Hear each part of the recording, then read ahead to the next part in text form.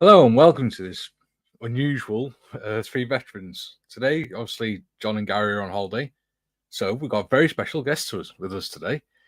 Those of you who've watched the Models of Heroes Live, this live, and Budget Model Lives will recognise this guy. It is, of course, Mr. Jim Alscott. Hello, Jim. Good morning, Mikey. How are you? And good morning to all in our viewing audience. Yes. How's life in Chicago? Just waking up. I got a very late start. I looked at my clock and it was 3:45, and I was like, "Oh, that's right." So I got the coffee on the boil, got the computer going, and I forgot I had to turn my microphone on. And it was the old Boy Scout saying, "Be prepared." Well, maybe next time. So, but good to see you, Mikey, and thanks for having me. It's a real pleasure to be here with you. That's all right. Thanks for joining us, and thank you so much for getting up at 4:00 every week. Well, I've become a bit of a live chat junkie. I really have, and as I spend more time with regulars, you kind of get to know each other, not personally, but certainly over communicating. As it is, and we have a common element that draws us together: our love for model making, and various circumstances have brought us together. And I feel a little bit of comradeship when you start with a video chat where there's 4 or 5 people maybe regularly, and then it starts branching out. Yeah, absolutely. What have you been working on lately? Well, I've got, as I showed you in the Discord, which I really stumbled through to get hooked up. I'm not the most swiftest when it comes to embracing technology. I downloaded the app onto my phone, but I have yet to do it on my laptop. But what I'm working on, well, still the same thing. Stumbling through the Achilles. I'm adding extra equipment and details to that, and I'm not very quick with that stuff. Just doing a little bit here, a little bit there. Working on an airplane model, an Italian World War II aircraft called the Mk C-202 Folgore. It's an old Hasegawa kit I got for very little at a swap meet. And Tiger One, the big monster dragon kit, which is a lot of parts. And I got myself in a little bit deeper than it's been a while since I worked on a dragon kit, and I was like, okay, I'll do it. And then I'm looking at it like, wow, okay. Got to go real slow with this, because I've done this before with dragon models where I've rushed in and kind of painted myself in a corner, and it really takes a lot of time and thought process to go through the instructions and decide just how I'm going to approach it. So that's where it is right now. I've got a little of this and a little of that, but I really need to settle down on 1 or 2 of these projects and say, okay, this one's closest, so finish this. Yeah, it's the best way to do it. I've got a dragon kit to get working on as well at some point. It's the M3 half track. Oh yes. Is that the dragon one? Yeah, I got given it because my corps that I was in when I was in the army was Royal Electrical and Mechanical Engineers, which is mechanics and recovery mechanics and things. And after the Second World War, the Americans gave about 100 of the half tracks to the British, and the British obviously didn't have use for them. So what they said was, "We'll give them to the REME lads so that they can drag their tank engines around and replace them in the field." And the REME said, "No, what we'll do is we'll put the tank engine in the trailer and we'll turn the back of it into a caravan." And we'll use it like a home from home. Put stoves in the back and things. Oh. So that's what I'm hoping to do. Okay. Yeah. All right. Yeah. Well, have you made a start on it? Not yet, because I've got about 5 or 6 models on the go at the minute. Yeah, I know. See, that's what I'm getting myself caught up in. Excuse me a second. I'm just getting myself tuned in on my phone so I can chip in with the comments as I see on my screen. So, but anyway, I'm sorry. It's all right. I know what you mean. It's I look at my stash and I see all these kits and I'm like, okay. So I've scratched out a few places in my apartment. I mean, you look in the background. This is my living room basically, and you go over here. Let's see. Let's go over there. That's one workbench over there behind me. There it is. Not very well lit. Computer's tethered down too. So if I'm gonna go mobile, I've got to do some unplugging. But Anyway, there's one bench, and then to my left is a desk that I turned into an ad hoc model bench that I've got the Dragon kit sprawled out on. And then on a little table against the wall next to the desk is this area I've decided I've designated my finishing area. Like I've got figures and little bits and bobs of stuff that I do a little bit of work here and there, but the accommodation is really bad. The table's a bit too low. It's not, as far as ergonomics goes, it's very poor. So I've suddenly found myself spreading my efforts out instead of concentrating on one thing, because I see all these models and I've made this list of kits that I want to build. I went through my stash and it's like, I've always wanted to build this. So here, I always wanted to build this. So here, and then I put them all together. I wrote a list out and I said, okay, top one I start with. And that was those 2 model airplanes that I put on the Discord. Yeah. There's some old airplane kits from when I was a kid. And I bought them at swap meets and they'd been languishing in my stash for decades. And I was like, okay, I want these things in my collection. So now I'm starting to spread myself too thin. I'm not getting the one thing done. I'm like here, there, and everywhere. So like I said, I gotta prioritize, and I think I'll make a lot more progress that way than trying to do 4 or 5 things at once. But it can be addictive. It's amazing how quickly this stuff can start consuming my mind, or it's like, okay, you got to get over here, get this done, got to get over here, get that done. So I think sometimes, if you stick to one model all the time, you get a little bit frustrated. Yeah. You start giving up on it then. Exactly. That's where it started. For the longest time, I had a big enough bench where I built 1 airplane and 1 tank on the same bench. I had it split down the middle.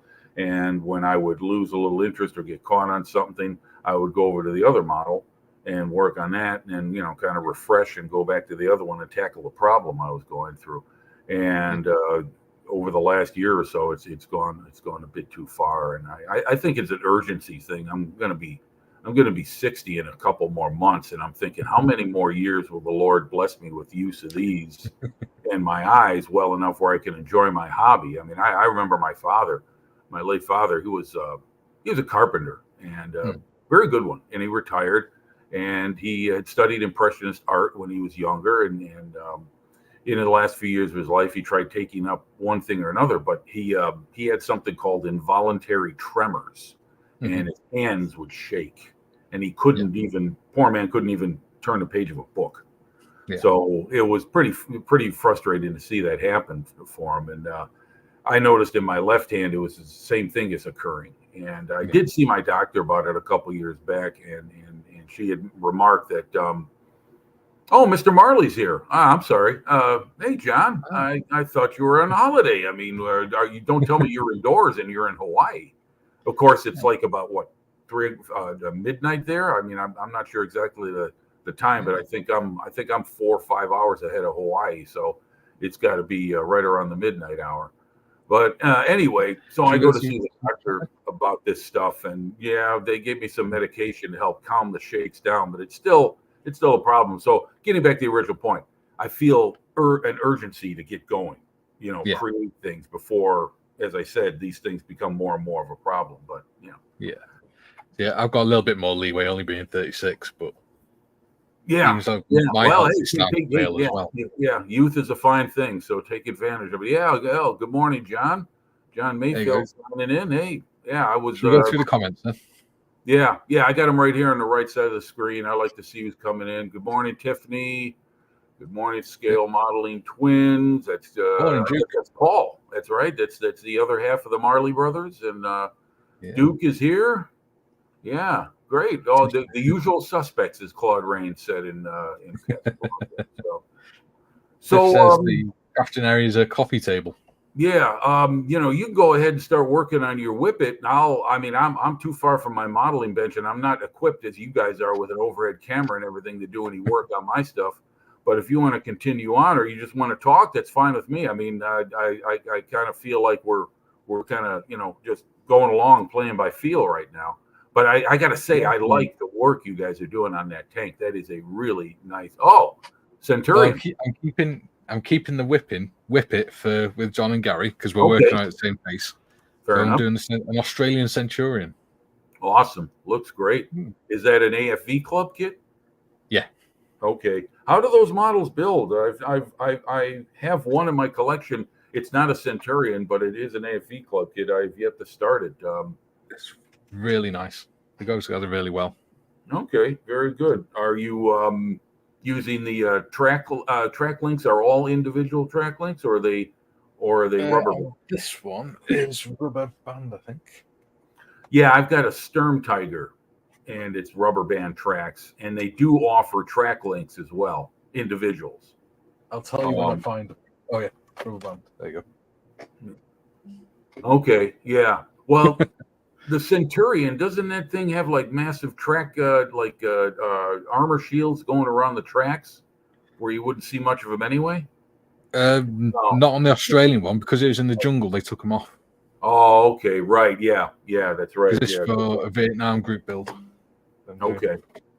Oh, those things were in Vietnam, really? Yeah. Oh, I didn't know that. I knew that the British used Centurions in Korea, but I didn't know that they were still around at the time of Vietnam. Okay. Yeah, Wow. well, the Australians had the Mark 5 one. I think they sent about 100 of them over to Vietnam. Okay. So what I'm doing is I'm going to be doing a diorama. So I'm going to do some detail on this and stuff today. And I'm going to have a base, and then it's going to be a couple of guys reading letters sat next to it.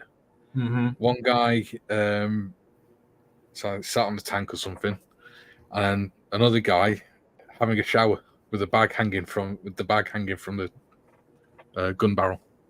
Okay.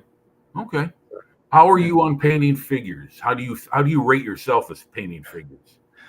Probably about a 2 out of 10. Yeah, I know what you mean. I try, and I've adopted a few methods that I've learned from people like Martin Kovac and a couple other guys out there who are really good figure painters. And I'm trying them with my own. I've got plenty of figure kits to try them on, but I am improving a little bit. Where I really fail and fall short is painting flesh tones on faces. Just can't seem to hit that right. The old saying, less is more. And sometimes I wind myself up too much and paint myself into a corner. Either it's too dark or too light, and I can't seem to find a medium between the two. One thing I'd like to do is try oils, because they are very easy to work with. Yeah, I am listening. Sorry. No, go ahead. I can talk too much sometimes. I haven't even had coffee yet. You get some caffeine in me, and we start talking shop, and I'll start babbling all over the place. So I was lucky. My wife woke me up this morning with a cup of coffee and a sausage sandwich. Oh, now there you go. That's down there. There's some marital bliss. There's marital bliss. Yeah, it's wonderful. Yeah.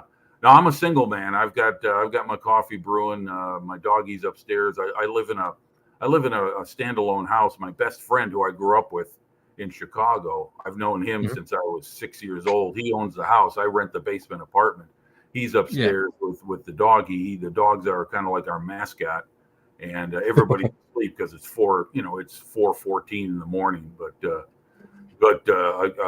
except for me, who's crazy enough to be awake at this time. But in fact, if you give me a moment, I'm gonna go get a cup of coffee. I'll be right back, folks. Yeah, no problems. Okay, thank you. Let's see. Morning, John. How's Hawaii? That's better. 11 p.m. Wow. Why are you tuned in on here, John, when you should be enjoying your holiday with your wife? Even if it is 11 p.m. You should be barbecuing or something. Morning, Mr. Mayfield. Morning, Duke. Good morning, James. Thanks for joining us. Those that don't know, me and James played D&D together on a Tuesday night with the Tactical Advanced Gaming, which is a veterans tabletop gaming group, online tabletop gaming group. Tiff says, the whipping, eh, Mike? No, the whippet, Tiffany. The whippet.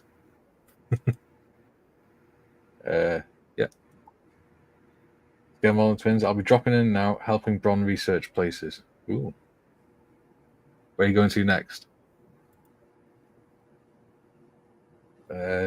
Jim? Yep, you're on here with me. Tiff says, that's Bull Mikey, you like it. Oh, thank you very much. I'm not sure about figures, because I don't do many figures, but thank you. I really appreciate that, Tiff. Or should I say Modman in Chief? We have a new viewer as well, Jim. Someone who's not who is that? It's James. I played Dungeons and Dragons with him on a Tuesday night with the Tactical Gaming group. Well, welcome aboard, James. Glad you're here. Yeah, he's watching us whilst he's in work. Okay. So I notice you have a regular rapport with folks such as Tiffany and Chalky and oh my gosh, who's the gentleman who works on the docks?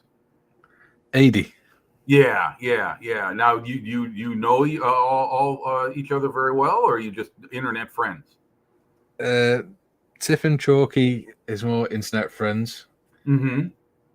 AD, he's one of the veterans in our veteran scale modeling group on Discord. Okay. So me, him, Gary, John Marley, John Mayfield, anyone else on here?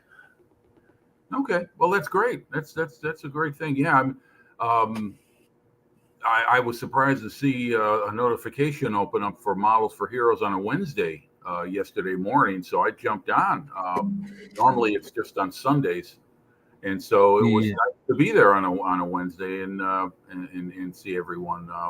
I watched Steph's budget modeler stuff. That quadrant he's doing is just incredible. That's my hats off to him. That man is driven by getting that thing right, and he showed a little bit of the progress he's been doing on the rigging, and wow. Because that if you want rigging, that model will give it to you. It looks like a fence with all the wires on it, but it's impressive when it comes together, and I'm really impressed with what he's using for his attachments, his turnbuckles. He's making them himself, and I understand why. I see those resin aftermarket products that gas patch models and other manufacturers offer, and they look very, very fragile. And I could see myself. I don't know about you, but I've got some sausage fingers myself, especially the forefinger and thumb. Yeah. And I don't do very well on assembling small parts. It's one of the reasons I have hesitated on building my Wingnut Wings Fokker. That's helpful. What's that? Are those hemostats? Forceps, yeah. Okay. All right. Yeah. I have that. I have that problem. I can't, really deal too well with small parts, but I like the way that Steph goes about putting this stuff together, because he did show himself actually connecting two pieces. I mean, installing the turnbuckles and installing the wire and the anchor, that little hunk of tubing that goes on the end, and it tightens up the wire. Oh my goodness, that's some great work. That's some great work. So bravo to him. That's really something. So yeah. The Models for Heroes ones, they normally do on Monday and Wednesday as well, but it tends to be only on the actual Models for Heroes group, which is for the members of Models for Heroes. Right. So I think what's happened is he's accidentally shared it to his own profile or something like that as well. Yeah, Steph. I don't. He did that a few weeks back, and he mentioned that, and I was like, no problem. I mean, I'm certainly honored to be able to chat and talk with you guys, because I love seeing.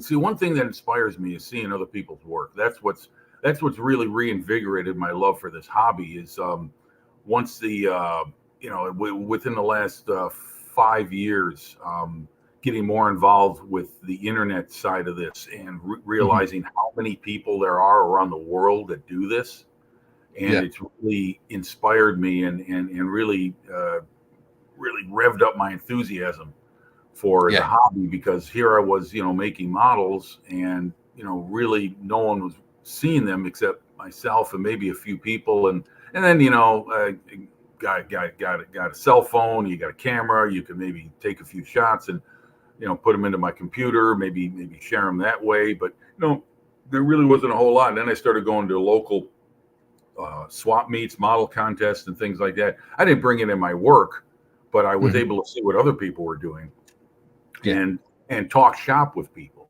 And that's really, sparks me is just being able to share and see what other people are doing and talk some technique or even throw some ideas around. It's really fun. I mean, it used to be that way, but in very limited form with magazines and IPMS and things like that. But with the internet and international communication now possible, I mean, look at us. Look how many thousands of miles we're apart, and we're chatting with people who are, in other parts of the UK, and then there's Mr. Marley in Hawaii and Duke in Australia. Good morning, mate. So it's great to be able to talk to people, instantly around the world. And, and just the whole thing has been a real shot in the arm for me. Yeah. James says, using the pot fidget thing as a palette is a great idea. Beats the random pots and trays I normally end up with everywhere. Yeah. Acrylic paint won't stick to silicon. So when it's dried, all you do is, I've got one here that's dried out. So there you go. Just pops out because it doesn't stick to it. Yeah, I got to get something like that. I've got a plastic paint palette, and the paint is welded to it now. It's not coming off. So, but I've also got these little. Hold on a second. I'll be right back. Oh, yeah. Excuse me.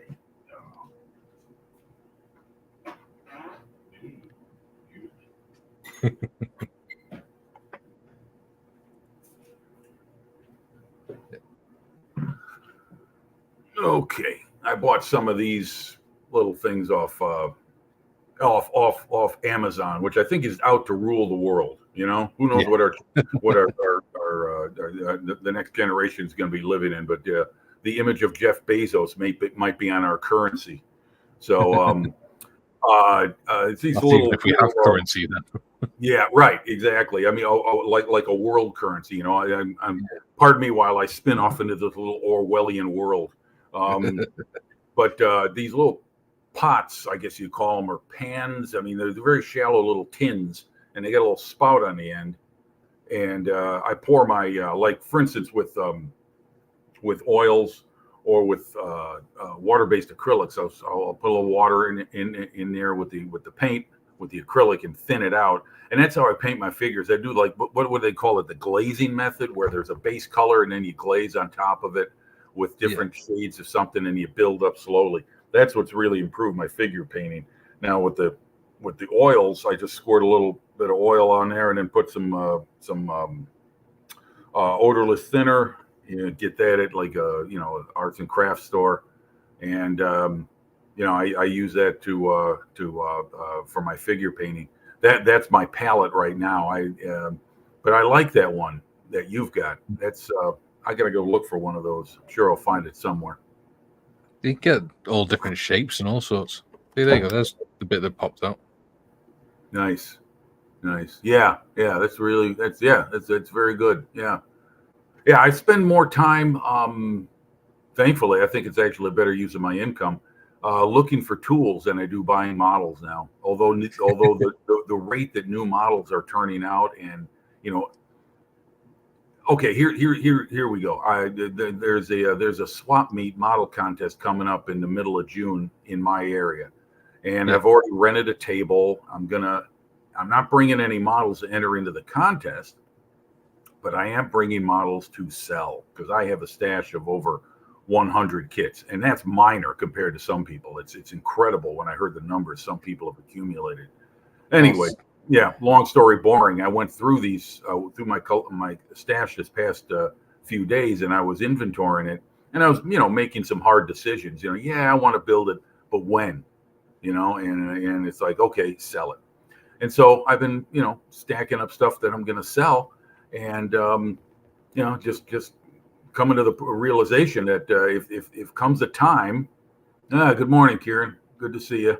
Morning, Kieran. Good morning, Dave. He's here. Yeah, the gang's all here. This is great. Good morning, everyone. The only one that's missing is Gary, and I'm sure he's not too drunk at all. Oh yeah, where did he go to holiday to? I can't remember if John Marley's there, he might remember it. Yeah, he was supposed to come up to a hotel by me, but they double booked him, so they gave him a free stay at another hotel in England, over in England. Okay. So where in Wales are you exactly, Mike? North Wales. Okay, so is that near? See, I'm not. I get it. I just get the map of Wales out. That's much easier for me to do. Follow that because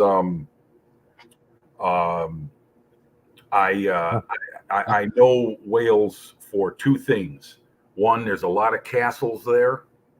Yeah. And two, the Prisoner television series in 1960s was shot at a hotel, a very unique resort that is there. I think it's called Hotel Port Marion. I don't know if I'm pronouncing it right. Yeah, Port Marion's still there. Yes, and that would be my vacation destination. I would want to stay there and visit the village. That was a cult classic when I was a kid, and it still is. Let me see. Let me go to. But anyway, okay. So you were in North Wales. So Cardiff is the capital of Wales, is it not? Yes, that's the south of Wales. That's the south of Wales. Okay. All right. So if you look at the pig's head of Wales, you got the ear of the pig at the top. That's Anglesey. I live the opposite side to that. But still on the north. All righty. I'm going to put that in right now. Wales, UK. There we go. I'm just impressed you know that Wales exists. Most Americans don't. Well, I've that's how I got into modeling, was reading military books when I was a kid and reading geography books and maps. And I not only wanted to read about what weapons in World War II were used, but where these battles took place. And I was geography and history were things I actually did something good in. And as far as my grades at school, I was above average in those subjects. And so I became a regular. In fact, here's a story coming way off topic. When I was in 7th grade, we had these desks that were fastened to the floor, and you had your area underneath the top for your books. And the top of it was meant to be like your writing surface. You did your assignments and things like that. I sanded the whole thing down because it was always plastered with graffiti. And I wrote out a map of the Pacific Ocean with the United States on the right side, and China and the Pacific Rim nations, and just the very top of Australia on the lower left. Yeah. And my teacher saw this and he said, I'm really impressed, but you really shouldn't be doing graffiti. But on the other hand, I got to give you a commendation for original thinking. So I just fell in love with maps. And so when I hear about places like Wales, I know where it's at. And I kind of take pride in that. I mean, a lot of folks I talk to are like, well, I don't know where Montana is. I'm like, well, it's in the United States, and it's up in the northwest corner of the country, and it's one of the states of our nation. So I mean, I get it. History and geography are not subjects that are really broached a lot nowadays. And I don't know if this works. History. Yeah. Yes. Yeah. I know. And I would love to talk armored history with you. I would be like a student sitting front and center of your class, Mr. Well, Mr. Mayfield's the expert in armored history. Is he? Okay. That's great. Pretty much, he can tell you pretty much anything you want to know about armor. Yeah, well, like when you were talking about the history of that recognition banner on the side of tanks from World War I, and then I mentioned that it was reversed on my Achilles from World War II, and you explained all that. I was like, okay, because I did see there's a couple of YouTube channels I watch regularly, and one of them is called the Western Front Association. Yes, and there is also another one that's based in Kansas. It's at a university. It's called the World War I like National Memorial or something like that. They have a lot of professors speak about the war and different aspects of it. And on that World War One, the Western Front Association, there's a lot of British scholars who speak about it. And in there, one man was a guest. He spoke about the history of the Royal Flying Corps and how it got started and how they came about having the roundel on their aircraft. Yeah. And the whole story behind it, including the choice of colors and why they chose those colors. And I find that stuff fascinating. I mean, that to me is like, I mean, you talk like that, and I'm just going to be paying every bit of attention I can to it. That kind of stuff I could gobble up all day. Yeah. You probably love the books I've got this week, actually. Oh, yeah. I'm ensconced in my own. Okay, okay. I'm looking at Wales, and you're up at the top, so you're near Liverpool. Yeah, I can see if I go up to the top of the hill at the back of ours, I can see Liverpool. Okay. Yeah. Okay. Okay. Across from Cardiff is Bristol. Then up north, as you go along, there's Birmingham and Manchester, and then Sheffield. And then let's see. Let me get close. Let me zoom in on Wales. I'll get some of the cities there. Mm-hmm. Yeah. Okay. Yeah, it's interesting. I look at a map of England or the UK, and I see all kinds of names, and I think about where I've seen those names first, and they're all in the United States. So you see where we get our names from. Yeah. Bangor, Maine, Cleveland, Ohio, Birmingham, Alabama. Oh my God! I mean, I could bore people to death with that, so I won't. But it's when you start looking at the names, you start realizing Americans haven't got a very long history. No, we don't. No. I mean, that's why the entire island of the UK is a fascinating place for me. Good morning, Carrie. Gary's daughter's in. Hello, good to see you. Glad you're tuning in. How's good Dad? Morning, Sonic. Yeah, hopefully your dad's having a good time. I was going to say that the UK is just centuries of history, and for a guy like me, I could go around the whole all the way from Scotland all the way down to Torquay and over to Dover and up the East Coast. And where I live, literally 200 meters away, there's an 800-year-old abbey. Okay, yeah, I wouldn't doubt it. I mean, it's like scales of armor. There's just history on top of history on top of history there. I mean, there was the Welsh Rebellion in 1400, I believe, or 1401, where young Henry V fought there, and I learned all of that courtesy. I'm sure you're familiar with the names Dan and Peter Snow. They're historians. Yeah, in the like around 2004, 2005, they created a series called Battlefield Britain, and that was available here through my local PBS station, and it was an 8-part series, and they started with the Britons rebelling against the Romans, Boudica, in 61 AD, and one of them was the Welsh Rebellion in 1400 or 1401, or did it start in one year and end in the other one? Yeah, it's one of the other. Okay. Well, anyway, these books I got this week anyway. So we got the script for My Boy Jack, which is the Rudyard Kipling story. Okay. His son. I got A Soldier's Kipling, which is all his poetry and talking about all the history around him. I got the Spitfire book. Very good. Can't have enough of that. I got that one. Great War Railwayman. Oh, Railwayman. Oh, okay. Yeah, the image is coming in backwards. So is it? Yeah. Just a minute. Well, Sometimes it's backwards and sometimes it's forwards. That's okay. That's all right. It helps me improve my my reading skills.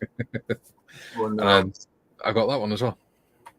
okay, military technology of the First World War. Yeah, I'll tell you what. You talk about a wide open field. That was there are three times in history where technology, in the 20th century, I should say, where technology just burst on the scene and anything was welcomed. And that was during the First World War, the 1920s and 1930s in aviation, and post-war, 1945 to 1955. There's just an incredible, I mean, practical stuff, out of this world, Buck Rogers stuff.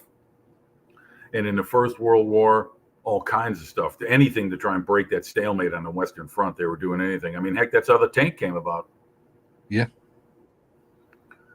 Well, it's got all photos. It's even got photos in there of the Germans using pretty close-up photos of the Germans using flamethrowers and things. Yeah, flamethrowers. They used gas, and gas was first tried on the Eastern Front, but it failed. It was used in January of 1915, and the weather conditions were too cold. It didn't do what they had thought. And then they tried it in April the same year along the Ypres front, I believe. And that's where it actually worked for them, but no one knew how to exploit it or use it, and they failed to follow up. And then everybody, I think the truth about gas is that all sides pretty much learned quickly how to deal with it. It wasn't. It was something that everybody came to understand quickly and adapted. And equipment was, I don't know whether it was all out there available, but it was understood quickly how to train the troops and what to do with it. And from what I've read, it wasn't really that much of a factor the rest of the war. Is that true? Have you found that out to be the case? It did cause a lot of problems, but it was more if the men didn't get their respirators on quick enough and things like that. Right. Yeah. Perhaps you're dealing with some green replacements or people who maybe didn't have the proper leadership around them in time of. I mean, I don't know about you, but if I was some green recruit on the Western Front and gas started coming in, I think I'd have a little bit of panic in me too. I would need some grizzled. Some Cockney sergeant to, grab me by the throat. Shut up! Get your gas mask on, man. Well, there's actually a Rudyard Kipling poem that talks about the effects of a gas attack. It's called Dulce Decordum Est. Yeah. And, speaking of Kipling, he gave 3 sons to the war, I believe. He lost, or was it 1 son? I think it was 1 son. Yeah. That's what the play's about. That's why it's called My Boy Jack. Oh, is that what it is? Okay. Yeah. Okay. Now I get it. Okay. Because I know of Kipling, but I've never read any of his works. Yeah. So that's check out the poem Dulce Decordum Est. It's really good. It's one of my favorites. I will look that up. Yeah. The actual last line is never will you tell in such high zest that old lie of Dulce Decordum Est pro patre more, which is basically what he's saying is you'll never be so keen to tell your sons that it's glorious to die for your country. Yeah, that's true. Yeah, when I was in grammar school, in a public library in the school itself, that's where I started reading history books about 10 years old. And one of them was something called the Pictorial History of World War I. And this is like 1974. So I'm this eager, 10-year-old boy, and I'm looking at these pictures, primarily of the Western Front. That's really where my mindset was for a long, long time. I thought World War I was in France. Yeah. That's it. I mean, I knew of the Eastern Front, but knew nothing about it. And I knew almost nothing about the fighting in the Middle East until the film Lawrence of Arabia. Yeah. And I saw that as a boy as well. But anyway, I was looking at these photographs, and I just remember being just awed, blown away by the incredible, like, people lived in that, people fought in that. What Yeah. what, good Lord, what is that? It just totally fascinated me. And as a, young boy, you get these ideas of being a soldier and, you're not sure what you want to be or what you want to do. And you look up to things like that. And like emergency responders, what kid didn't want to be a policeman or fireman when they were boys, at first. Yeah. And then life kind of takes you on your own journey. But yeah, that's where I get started on that. And I found, as I've read more and more about the First World War, no, there wasn't much glory in that. It was No. it was a pretty rough existence, and not just for the soldiers. It was where a lot of things changed. War in the civilian became a regular accepted fact. Yeah. And yeah. So anyway, you like to read then? You read a lot? I try to when I'm not scale modeling, but I end up doing a lot of scale modeling more than anything. Well, that's good. That's just as worthy a use of time. That's for sure. I try to get in my reading. I found a website that sells books at a good price, and I've bought some, and I've also bought some through. I don't know. Do you watch the YouTube channel World War II TV?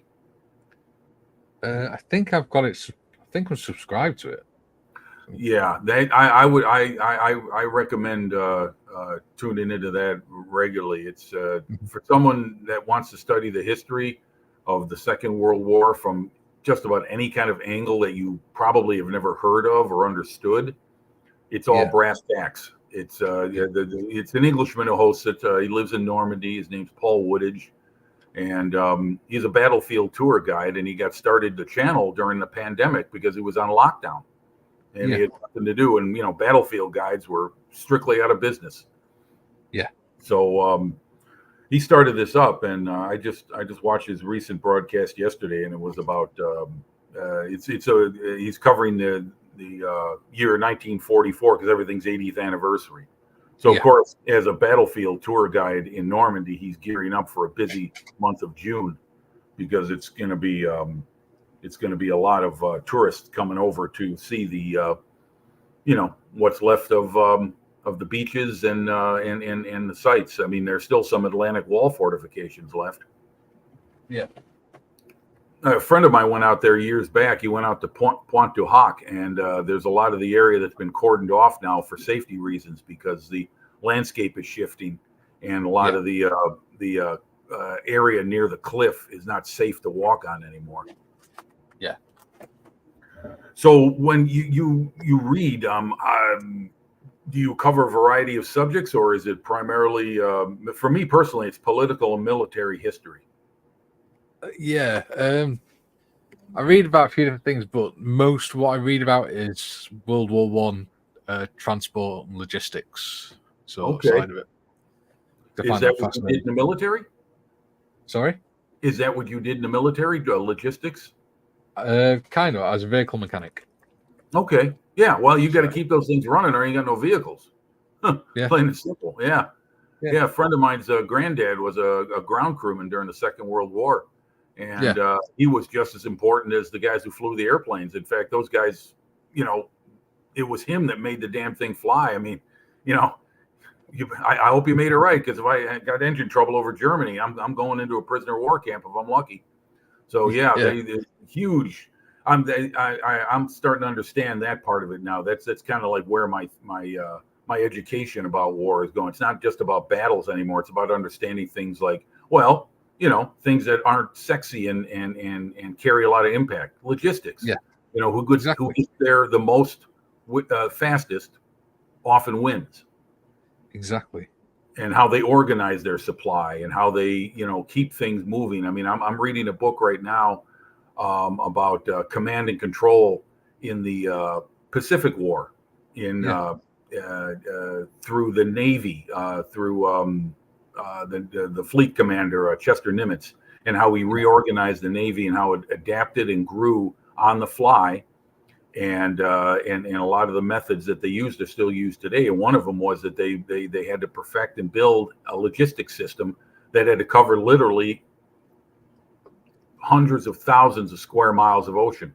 You can build and you could manufacture as many planes and ships and guns and K rations you want, but you got to get them there. Yeah. And this book explains that, and also how they worked out their coordination of their task forces and how they came about coordinating forces and getting them to join together and fight in battle. It's an incredible book. It really is for a guy like me. I mean, I'm a high school educated working man that grew up with a love for history. I never got myself college educated on it. I never had any ambition to be a professor. I mean, yeah, there's not a lot of money in that trade. You're doing it because you love it, you know. Yeah, I am fascinated with understanding how war actually works, and how doctrine is developed, and how philosophies and ideas are born about. Years ago, I read a book called Bomber Command, written by Max Hastings. Yeah. And it explained how in the 1930s, the big heads of the RAF were coming up with a doctrine about how to approach strategic bombing, which no one else besides the Americans was really embracing in the 1930s in case of coming war. And the idea was to attack the civilian where he lives.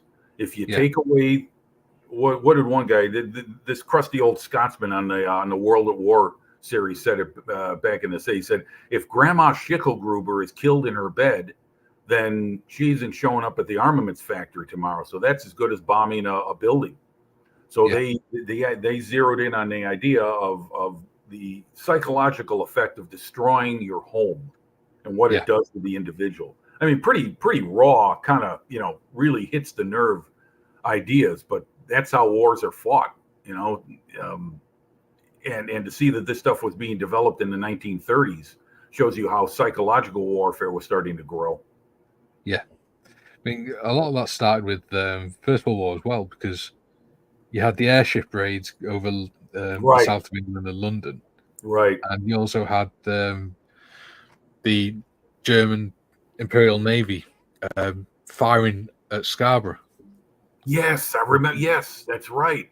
That's right. And Scarborough was just, there wasn't any military importance to that, was there? I mean, no, that I remember. My sister lived there for a year or two, and it's literally just a little seaside it's like town a holiday on the hill. Is it not? Yeah.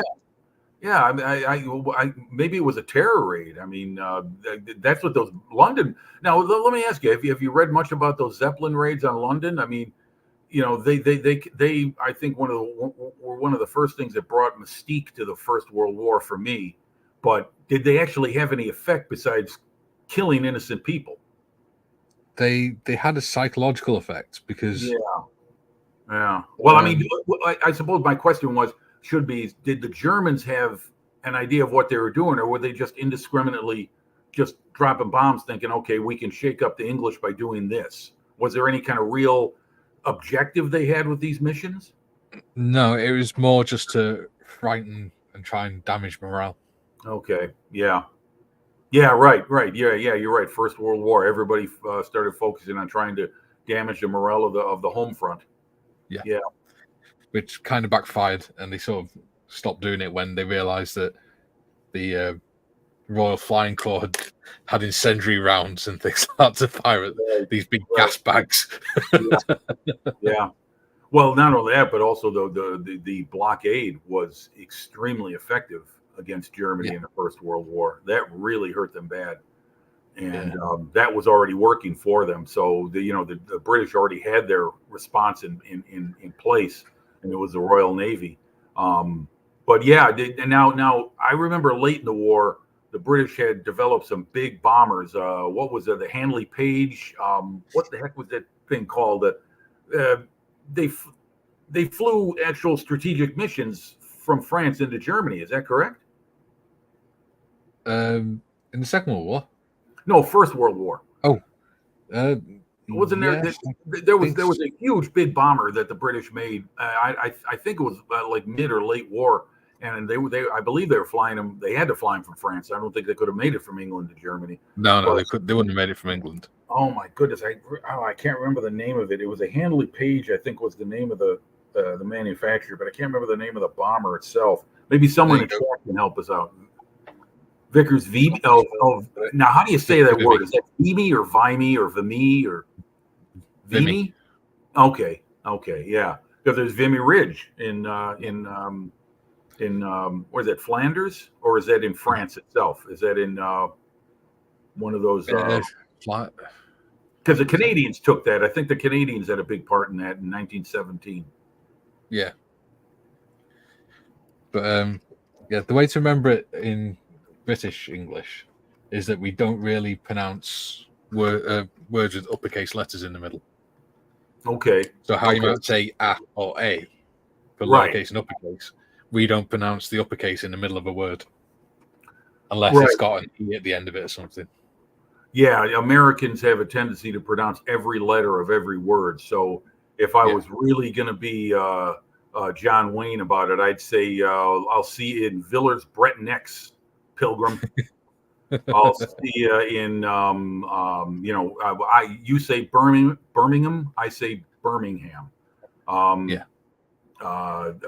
We are two peoples. I think it was George Bernard Shaw said it. We are two people separated by a common language. Yes. Good morning, Steve T. How are you? Good to see you out here, mate. How's that model going? You are you picking up that Kozak again? Maybe you want to put that aside and start on something a little more basic, like hell, buy one of those Airfix starter sets.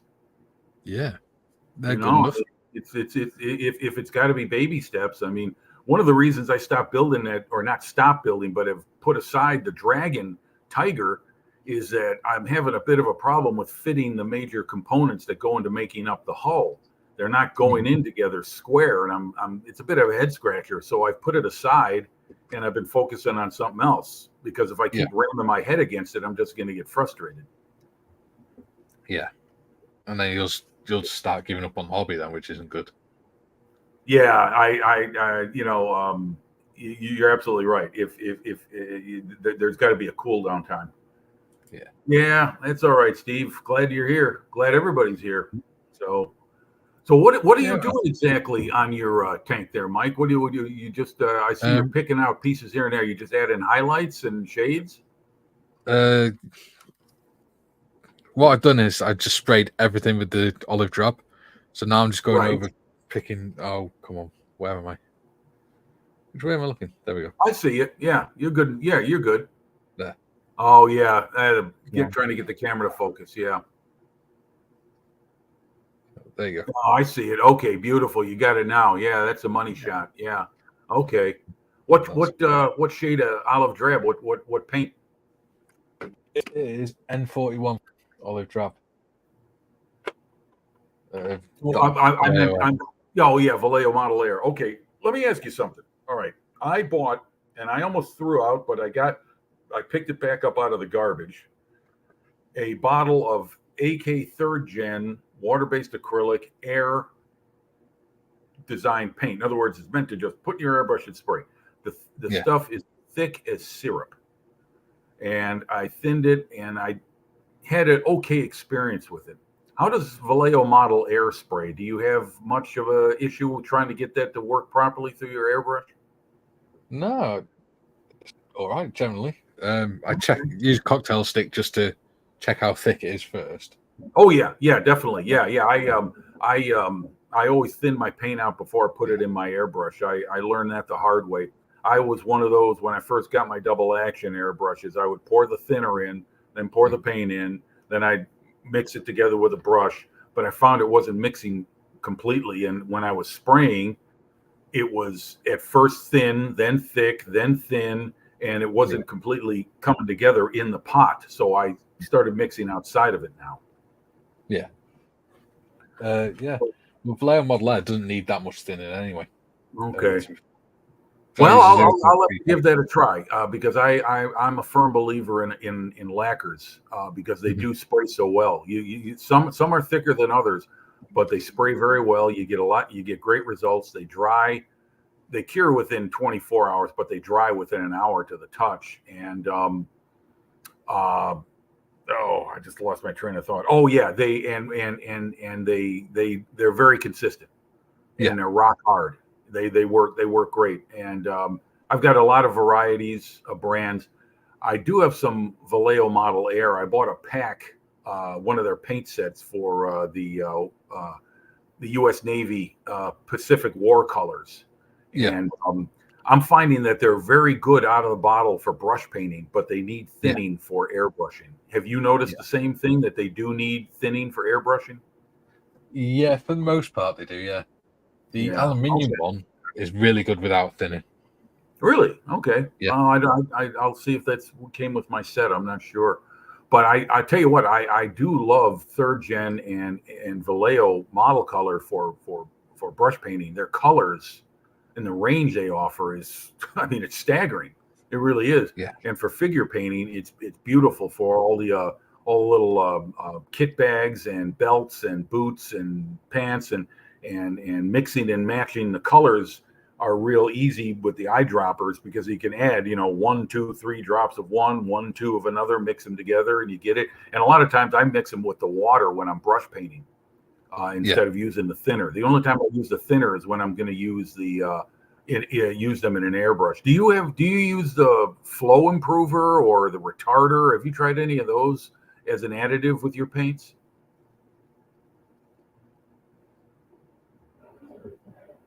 Nope. Am I here, Mikey?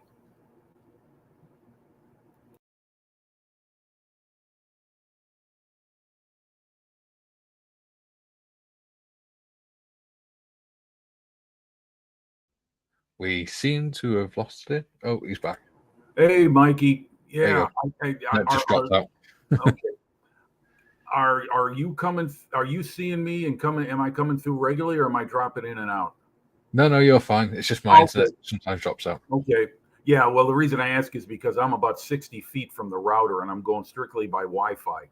And I've noticed that times when I am doing live chats, I've got to move my computer, which is no problem. I mean, it's a freaking laptop, it's like carrying a book. I'll bring that into the room that's near the router, which is upstairs in the house, in the first floor of the house. So it's a bit tricky for me. So when you went out, I thought maybe it was me going out, because I've had that happen before. So, but anyway, okay. I see. We got Paul adding his thoughts. Model Air works well with a couple of drops of flow retarder. It's pretty good. Okay, so he uses that. So I didn't get your answer. Do you use flow improver and retarder and things like that if you need to? No, I just use a bit of Vallejo thinner or a bit of water. Okay. So you do you use water to thin it when you spray through an airbrush? That's another question. I do with primer, because thinner makes it go funny. Okay. All right. With Vallejo primer. Yeah. I've got some of their primer. I've got their olive. They've got many colors for their primer, but I've got the olive drab color, and the reason I bought it is it's a brilliant shade of olive drab. I love it, and so I'll sometimes throw that down as like a base color if I'm doing an olive drab base vehicle, and that'll be the color underneath, and then I'll go with another shade of olive drab on top of that. The great thing about olive drab is if there's 50 shades of gray, there's got to be at least 100 of olive drab. Yeah. I know this, the early war U.S. olive drab, when they got their planes painted with it, first in Hawaii and then later in the Philippines and other areas in the Pacific, the heat and the sun made that stuff fade to like all kinds of odd tones. And some of them went purple. So it's and then they had what was called a late war olive drab, which was a little bit darker, but I guess it was a little bit more robust and stronger, where it could hold up under all kinds of environmental differences, like being in North Africa, being in Italy, being in the European theater, and of course the Pacific and the CBI. Mm-hmm. Oh, excuse me, I'm gonna be right back. I'm gonna top off my coffee. Yeah.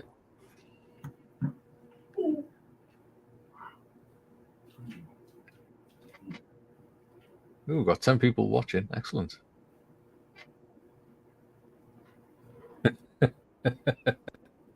I'll put this back up when he comes back in, John. I knew who it was.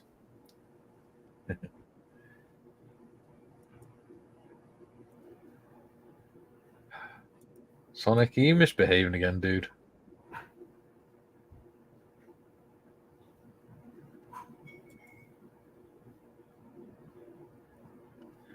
Oh yeah, please do click the thumbs up. Let's have a look. Here we go. We've got a banner for that. Do. We've got a banner for it. There is. I must remember to switch that off before we do the outro as well today. I keep forgetting, and it means I can't see the bloody timer when we're running the outro. I wonder how hungover Gary is today.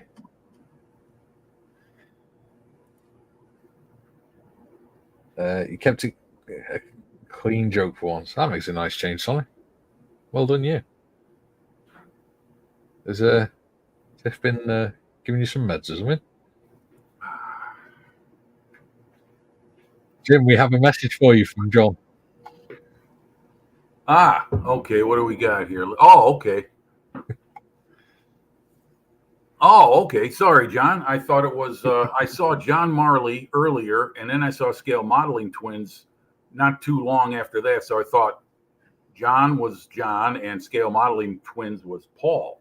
But okay, John. Well, did I mention I've been to Hawaii? Are you back already?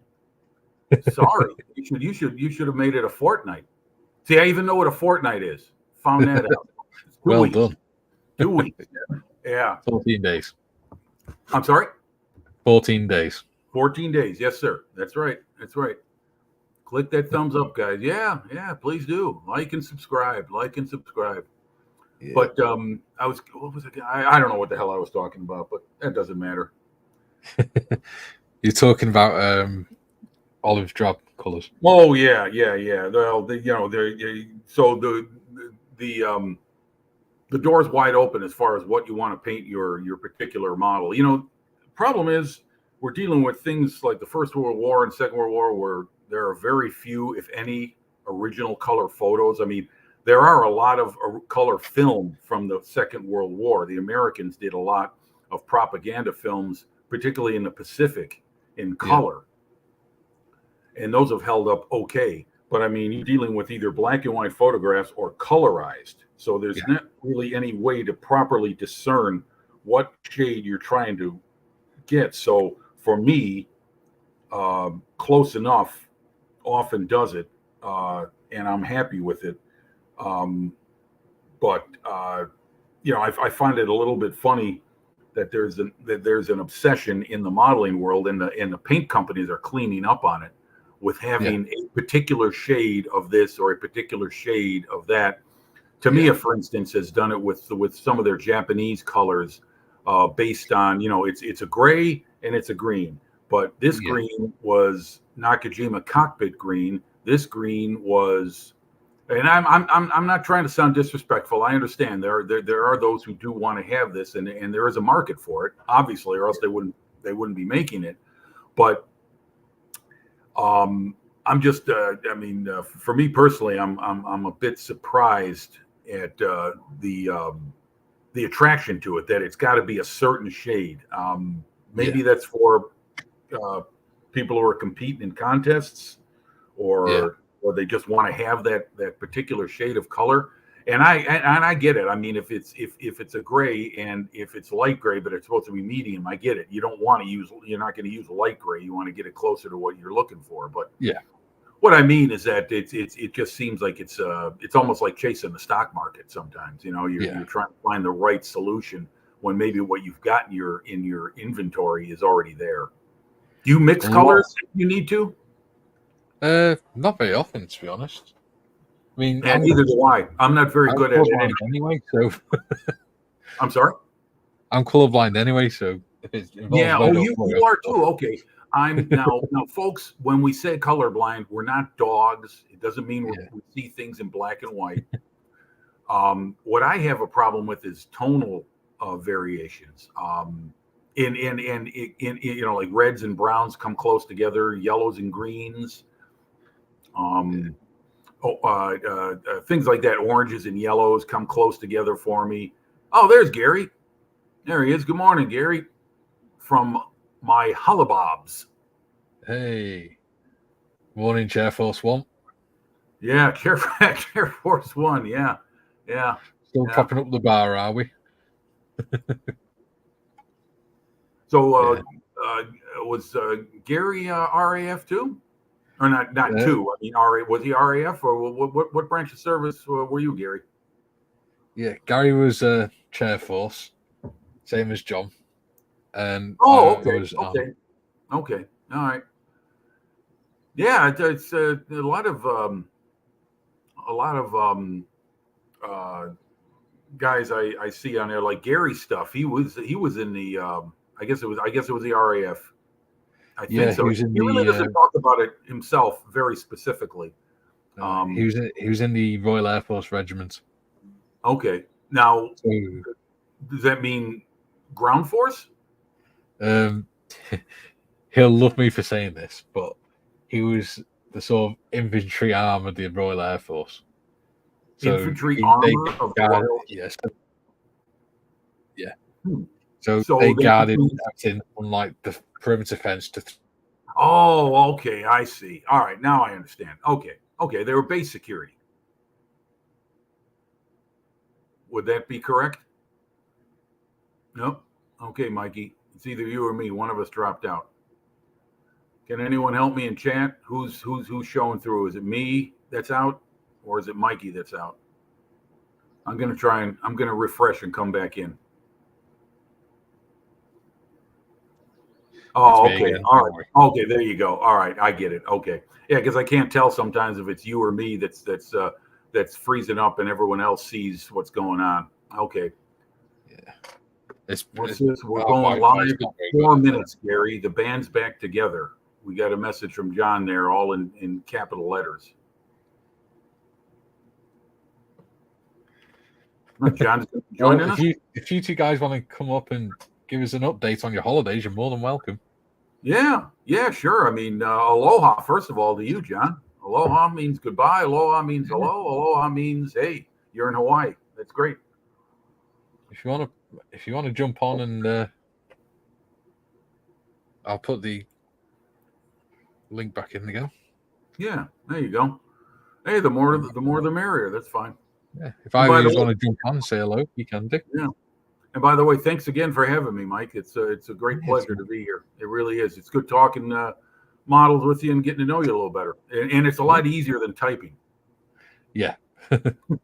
I really try to take pride in how I spell. So I'm trying to get a response out, but yet I want to make sure it's grammatically correct. And oh God, I hate when I send a message that's no good and I retract it, but yet you still get it anyway. Yeah. And it's this broken down message, and it's like, oh please, I mean, never do I want to have something misspelled where it's like Heil Hitler or something like that, and then we'll get ourselves in trouble. Yeah. Make sure you don't say that on lives as well, because they can Oh, get the sorry channel about taken that. Yeah, you're right. I'm sorry. You're absolutely correct. Sorry about that, YouTube. That is right. I forgot where I'm at. I got to remember that if I ever enter into this, because I'm of an older age where that was part of history, and it's Same not here. been cut around and stamped over. So, Yeah. but we'll end it with that. I don't want to get caught up in that stuff. Yeah. Anyway, so what other are you a YouTube guy? Do you go watching a lot of modeling channels yourself? Because that's how I wind up being here right now. Is I just started watching one channel after another. I started loaded with Models for Heroes. Okay. Which is an organization in the UK that supports veterans and emergency services personnel and serving armed forces to engage in scale modeling as like a therapeutic hobby. So I started with them about just under 2 years ago. Okay, well then we're pretty much arrived on the scene at the same time. I'm not a veteran, but I found out about the 48 and 48 weekend. That's how I got to find out about Models for Heroes. And in 2020, no, it was 2023. I'm a year behind you, excuse me. I've been through two of them, which was 2023 and 2024. But excuse me. Yeah, that's how I came upon them. And yeah, I tell you what, I love that 48 weekend. It's like a modeling show in your own living room. Yeah. Well, what we did this year was myself and Gary ran the Friends of Models for Heroes Discord, and we ran it as open so that anyone taking part in the 48 and 48 could come in and build models with everyone. So we're planning on doing that next year. So you'll be able to do that next year as well. Okay, great. Now the Discord, is that just for messaging, or is it possible to have live imaging? In other words, kind of like what we're doing right now.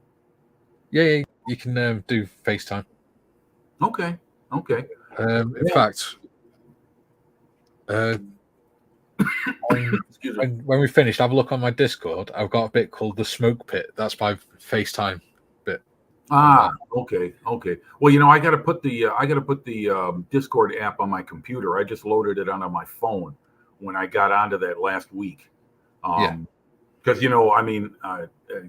I'm talking to you through my laptop right now, but I spend more time using this as my computer than anything else, and I don't think that's very different for a lot of people. Yeah. Because it is a computer. Well, yeah. So I tend to use that, but I know some guys who are on live chats and they're using their phone as their camera. Yeah. And you could have fooled me by the way it looks. It looks just as good as the camera I'm looking through right now. So yeah. It's incredible technology how this stuff is. The imagery is getting sharper and sharper. Yeah. Oh, you know what? I'll be right back. I'm going to get that airplane. I'll try and show you what I'm working on. You might be able to see a little bit of it on here. Usually the imaging's pretty poor, but we'll see. Hold on. Be right back. Absolutely true, Sonic. Well said. Yes, indeed, Sonic. You're right. I forget who said that. Someone that was that's a paraphrase from a very famous quote. I forget who said that, but yeah, that's very true. Okay, here. Whoops, let me turn it over. See if you can. Yeah, see that it's just getting blown out with the light. This is the Mk C202 Folgori. Mm-hmm. This is an old Hasegawa kit, and I'm painting it up in Italian colors, which are really, really attractive and very colorful. I'll be right back. I can show you better.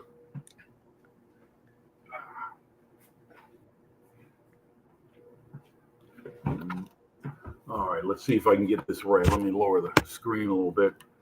Okay, it's this one right here where my finger's next to. Yeah. That's the model I'm building. Let me see. Let me center it, focus it. Is it focused? Can you see it? Yep, it's focused. Okay. Yeah, that's the aircraft I'm going to be painting. I can make you big screen. Here we go. Oh, there you go. Yeah, thank you. That's the aircraft I'm painting. And the reason I chose it is it's got a very different pattern, and also the starboard wing was painted in a different scheme.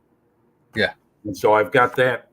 That's why the masking tape and paper is on the starboard wing, and that's a different pattern from what the rest of the aircraft is going to be painted. So when I saw that in this book, and guess what it is? It is, yes, an Osprey book.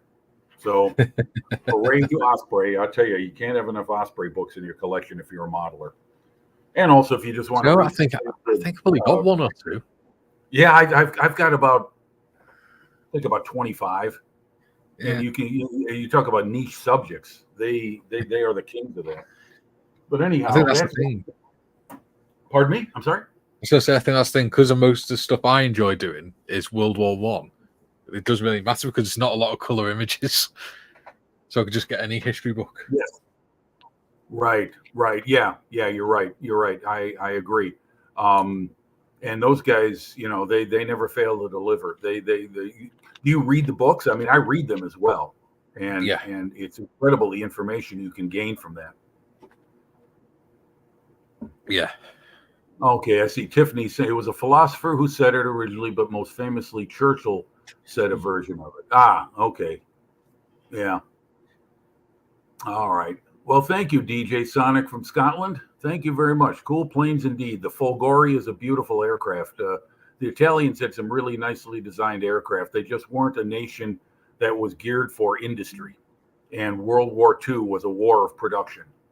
And they were nowhere near what they needed to be. And Shouldn't have gotten involved in a war. But ifs, ands, or buts, or candies and nuts. Yeah. All right, hold on a second. I'm gonna go get my Achilles. I'll show you what I'm doing on that. Yeah, no problems.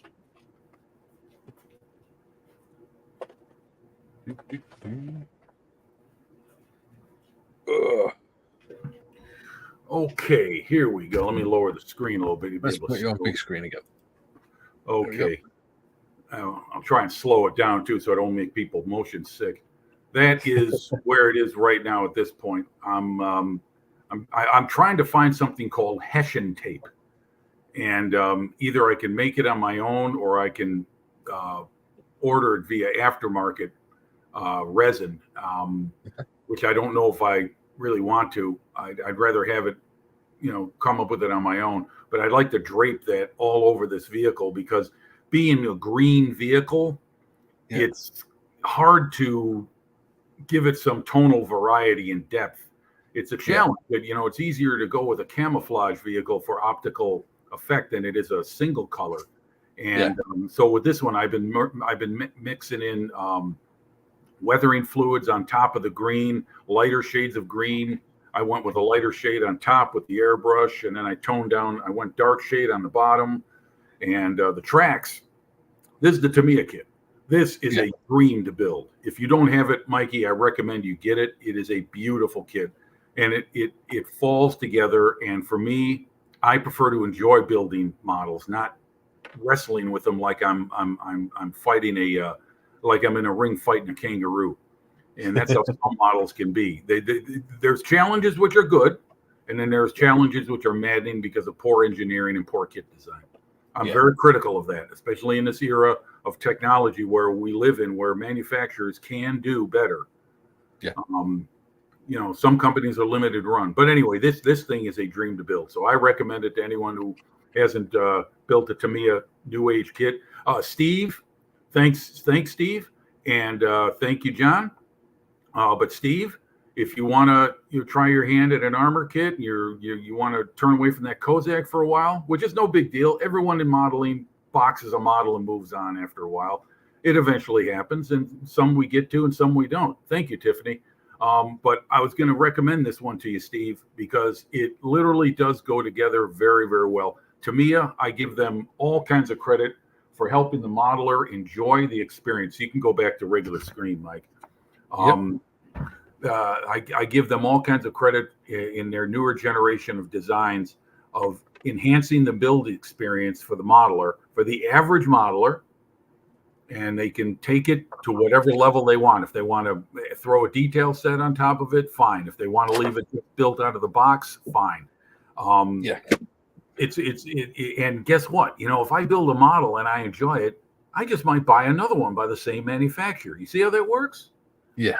Because I've got border models. I've got an RFM kit, 2 RFM kits. I'm not saying they're bad. I'm just saying that border can be a challenge in ways that I kind of don't like. I've got their new 88 millimeter flat gun kit, and it's really nice, beautiful model. Those guys really know how to mold a kit. They really do.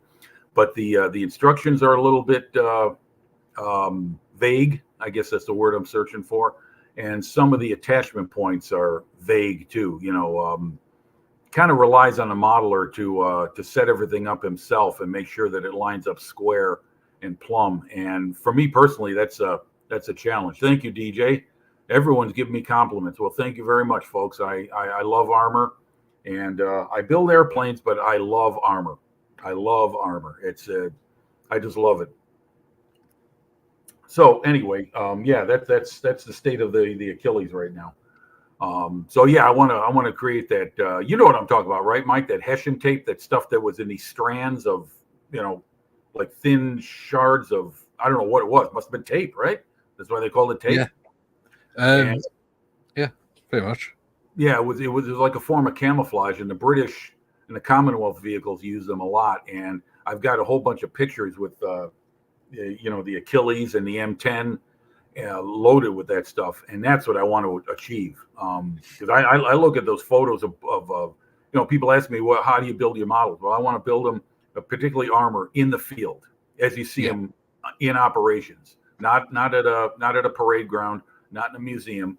I want to build them beat up, dirty, filthy, ragged, and loaded with all kinds of extra gear and whatever else, So that's how I like to make mine. We've got somebody else joining us. You ready? It's DJ Sonic. How you doing, guys? Nice to meet you, sir. How are you? I'm not bad, mate. Yourself? Doing great, thanks. Living the dream. Just to check, you're not getting any feedback or anything at all, are you? No, coming across 5x5, sir. That's cool. I'm just using the speakers. I'm not obviously using the headphones or anything. Sometimes you get a bit of feedback, so sounds all good, man. It's all right, as long as it's a nice clean sound, that's what matters. Yeah, nice.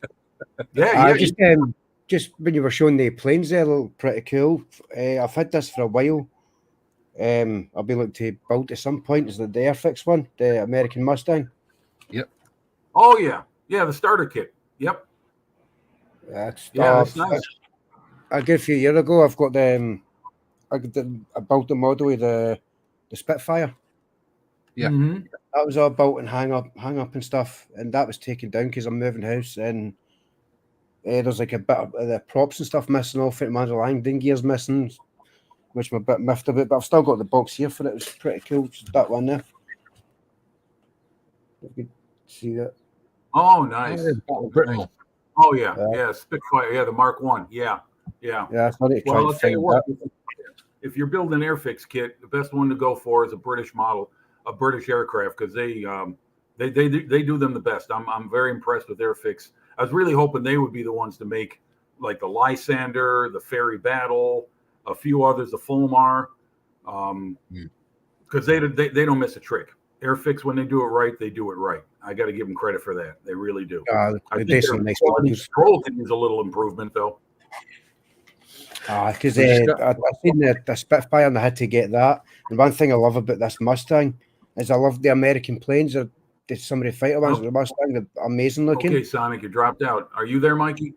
Oh, we're all readjusting. Okay, I think we're all back. I think it's been a bit funny with the audio and stuff. We got a message from John. Said he's just had a message from his hobby store, 5,000 miles away. My pre-order has arrived, and I have absolutely no idea what I've ordered. Now there's a modeler for you. There's a modeler. Oh, hey, Chucky. Chucky's in. All right, Chucky.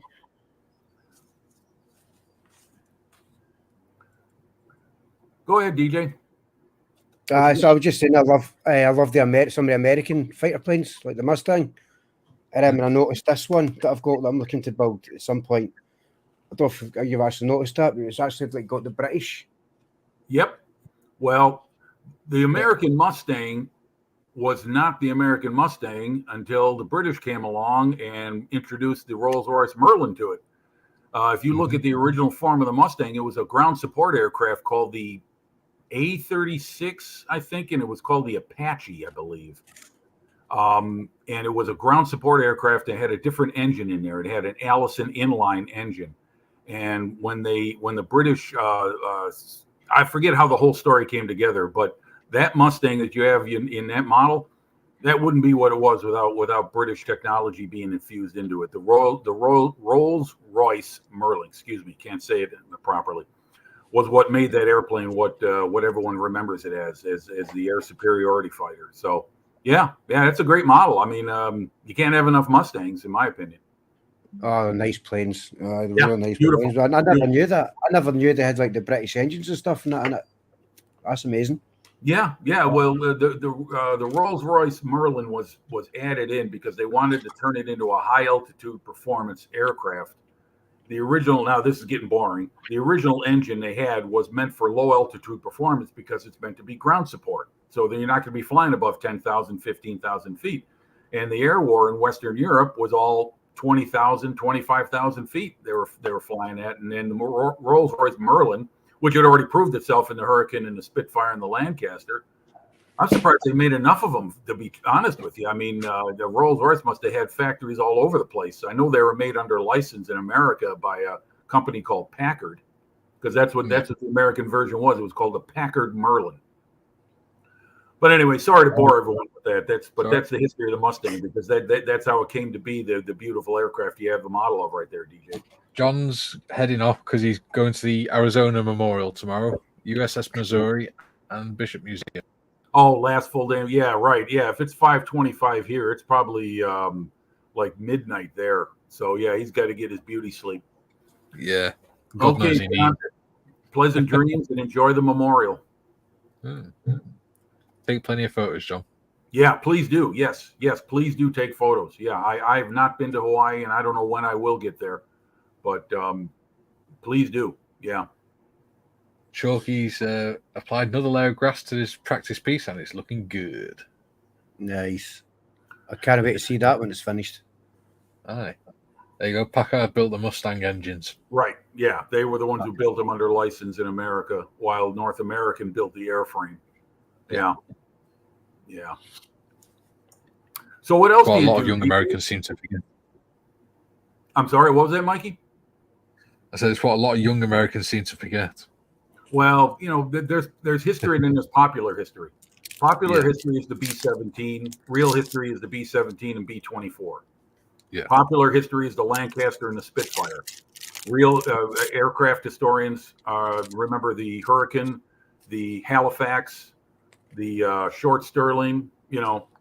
There's geeks like me that know that stuff, and I wince when I see people say, "Oh, the Flying Fortress was the greatest American airplane of World War II. It won the war."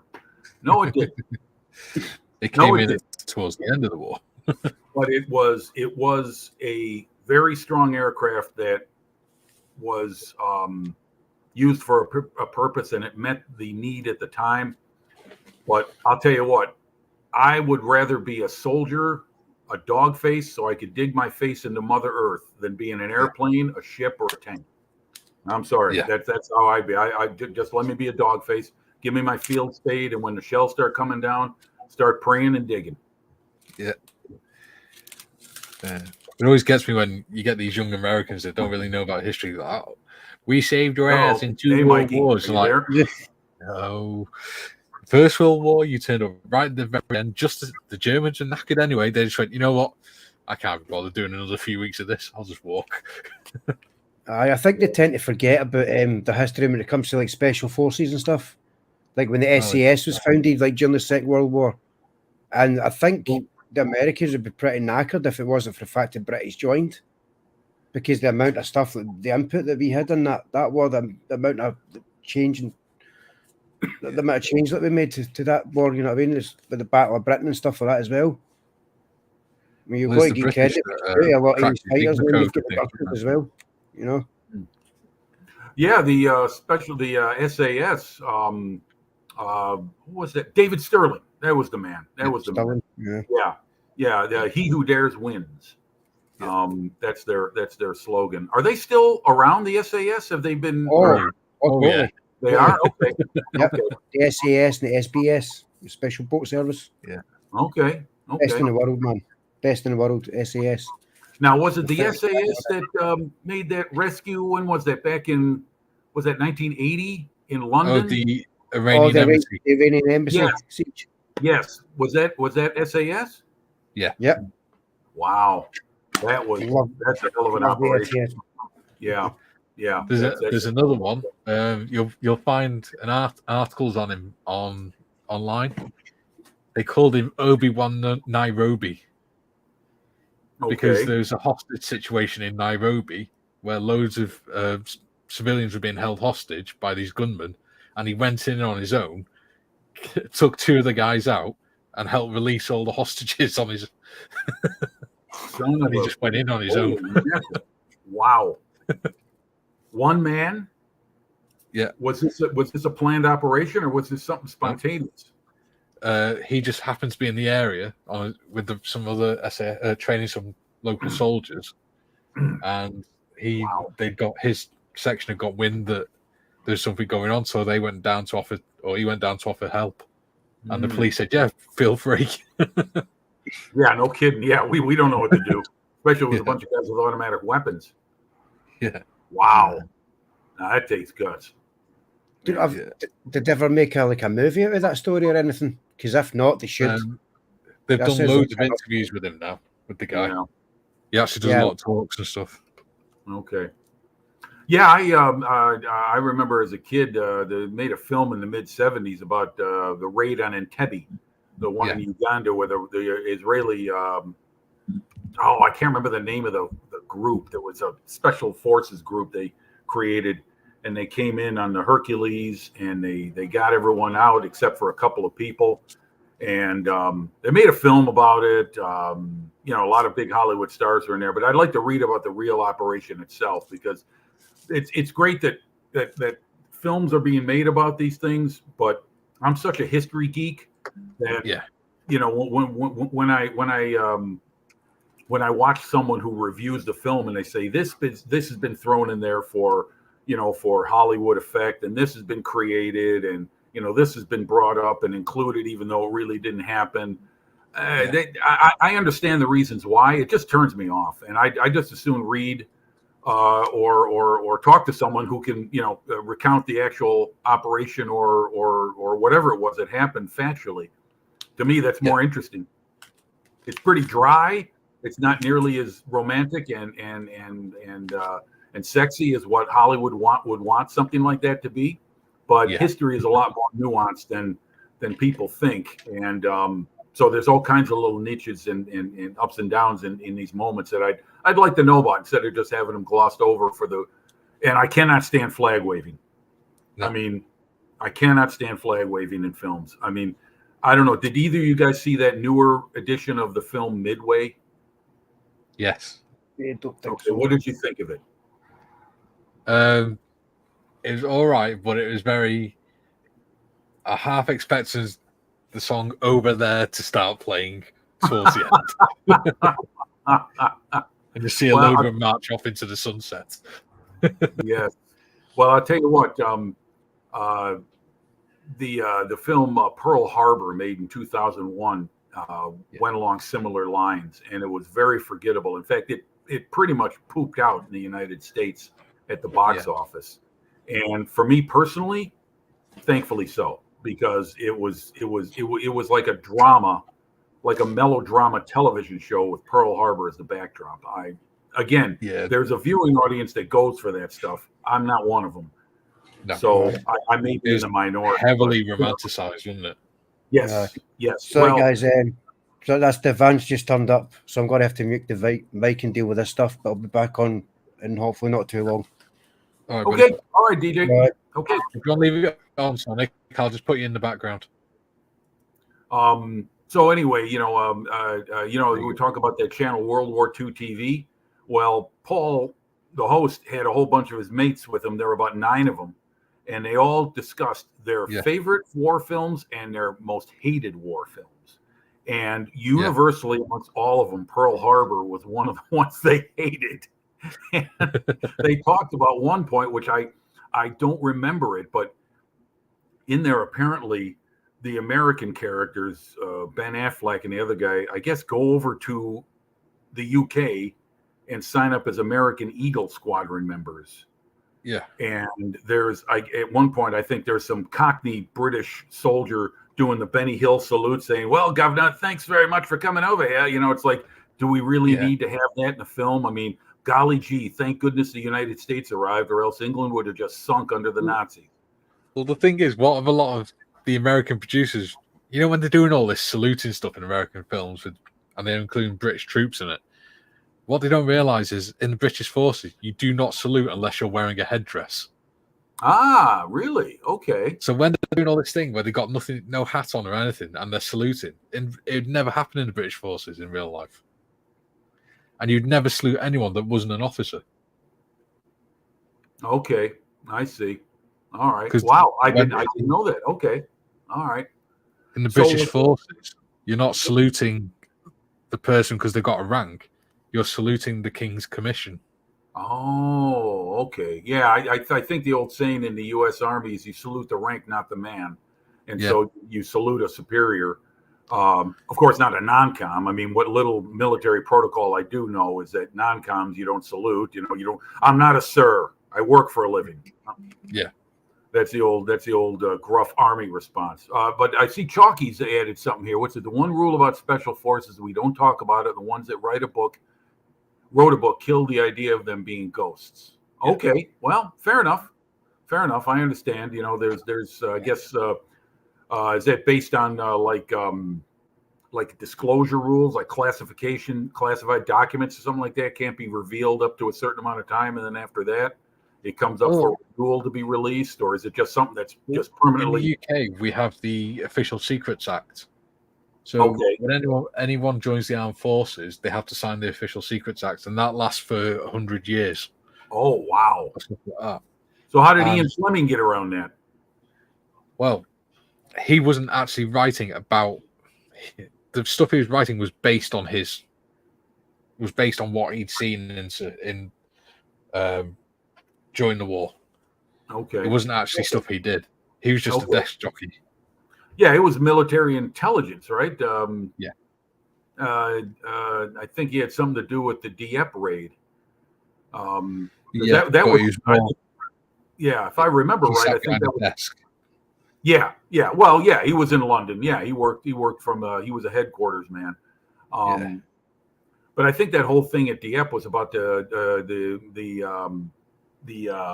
getting an Enigma machine. I think a German naval Enigma machine. I think was what they wanted. I believe so. I don't know about that. Don't quote me, folks. Yeah. Don't quote me. I'm trying to remember that because again, World War II TV. Sorry to keep plugging someone else's channel, but he had a Canadian historian on there talking about that because that is a big controversy in Canada to this day because the amount of losses they suffered. Yeah. And yet it was the Canadians that pushed themselves front and center into doing the mission. The UK-based Canadian forces commander was the one who kept knocking on Churchill's door, I guess, with the idea of like, we'll do it. We want, they wanted to get in the show. I think the problem was the British had already broke the Enigma code. Yeah, that's right. It's funny that they would want another didn't want to tell the British, the Americans, and the Canadians. Right. Yeah, the whole idea was that it was that was not known to except for but a few people, and apparently Fleming was one of them, I guess. But that the whole idea was to get an Enigma machine, but maybe it was a naval one. I mean, I thought they grabbed a few off U-boats during the war, though, and even the Polish. I think it was a Polish that gave the French or the British an Enigma machine or provided information about one in 1939 or 1940. The details on that I'm not very specific about. I mean, I don't know them specifically, but I think that was something else that happened too. Well, the place where they did all the code breaking is in Bletchley Park, and you can still go for tours around there now. Bletchley Park, yeah. If now here's a real obscure tie-in. If that's the building I'm thinking it is, I've already seen it on television because it used to be the building used to represent, here it comes, stately Wayne Manor from the old Batman television series of the 1960s. Quite possibly then. If you watch it, they show the outside of a mansion, and the narrator always says, "Meanwhile, it's stately Wayne Manor," and it's a photo of a building. It's a piece of stock film of a home of a very nice mansion, and so I'm watching something about Bletchley Park, and I look at the image. I'm like, "Whoa, okay." That's stately Wayne Manor. All right. Okay. So it may be the same thing. But anyway, Bletchley Park. Yeah. Very, very. I did see that film. What was it called? The one about Turin, the man who. Imitation Game. Yeah, that's it. Thank you. Yeah. Film. Yeah. He was a poor sod, wasn't he? Well, I mean, it was a pretty tough time to be of an alternative. You know what I'm saying? Yeah, because it was illegal.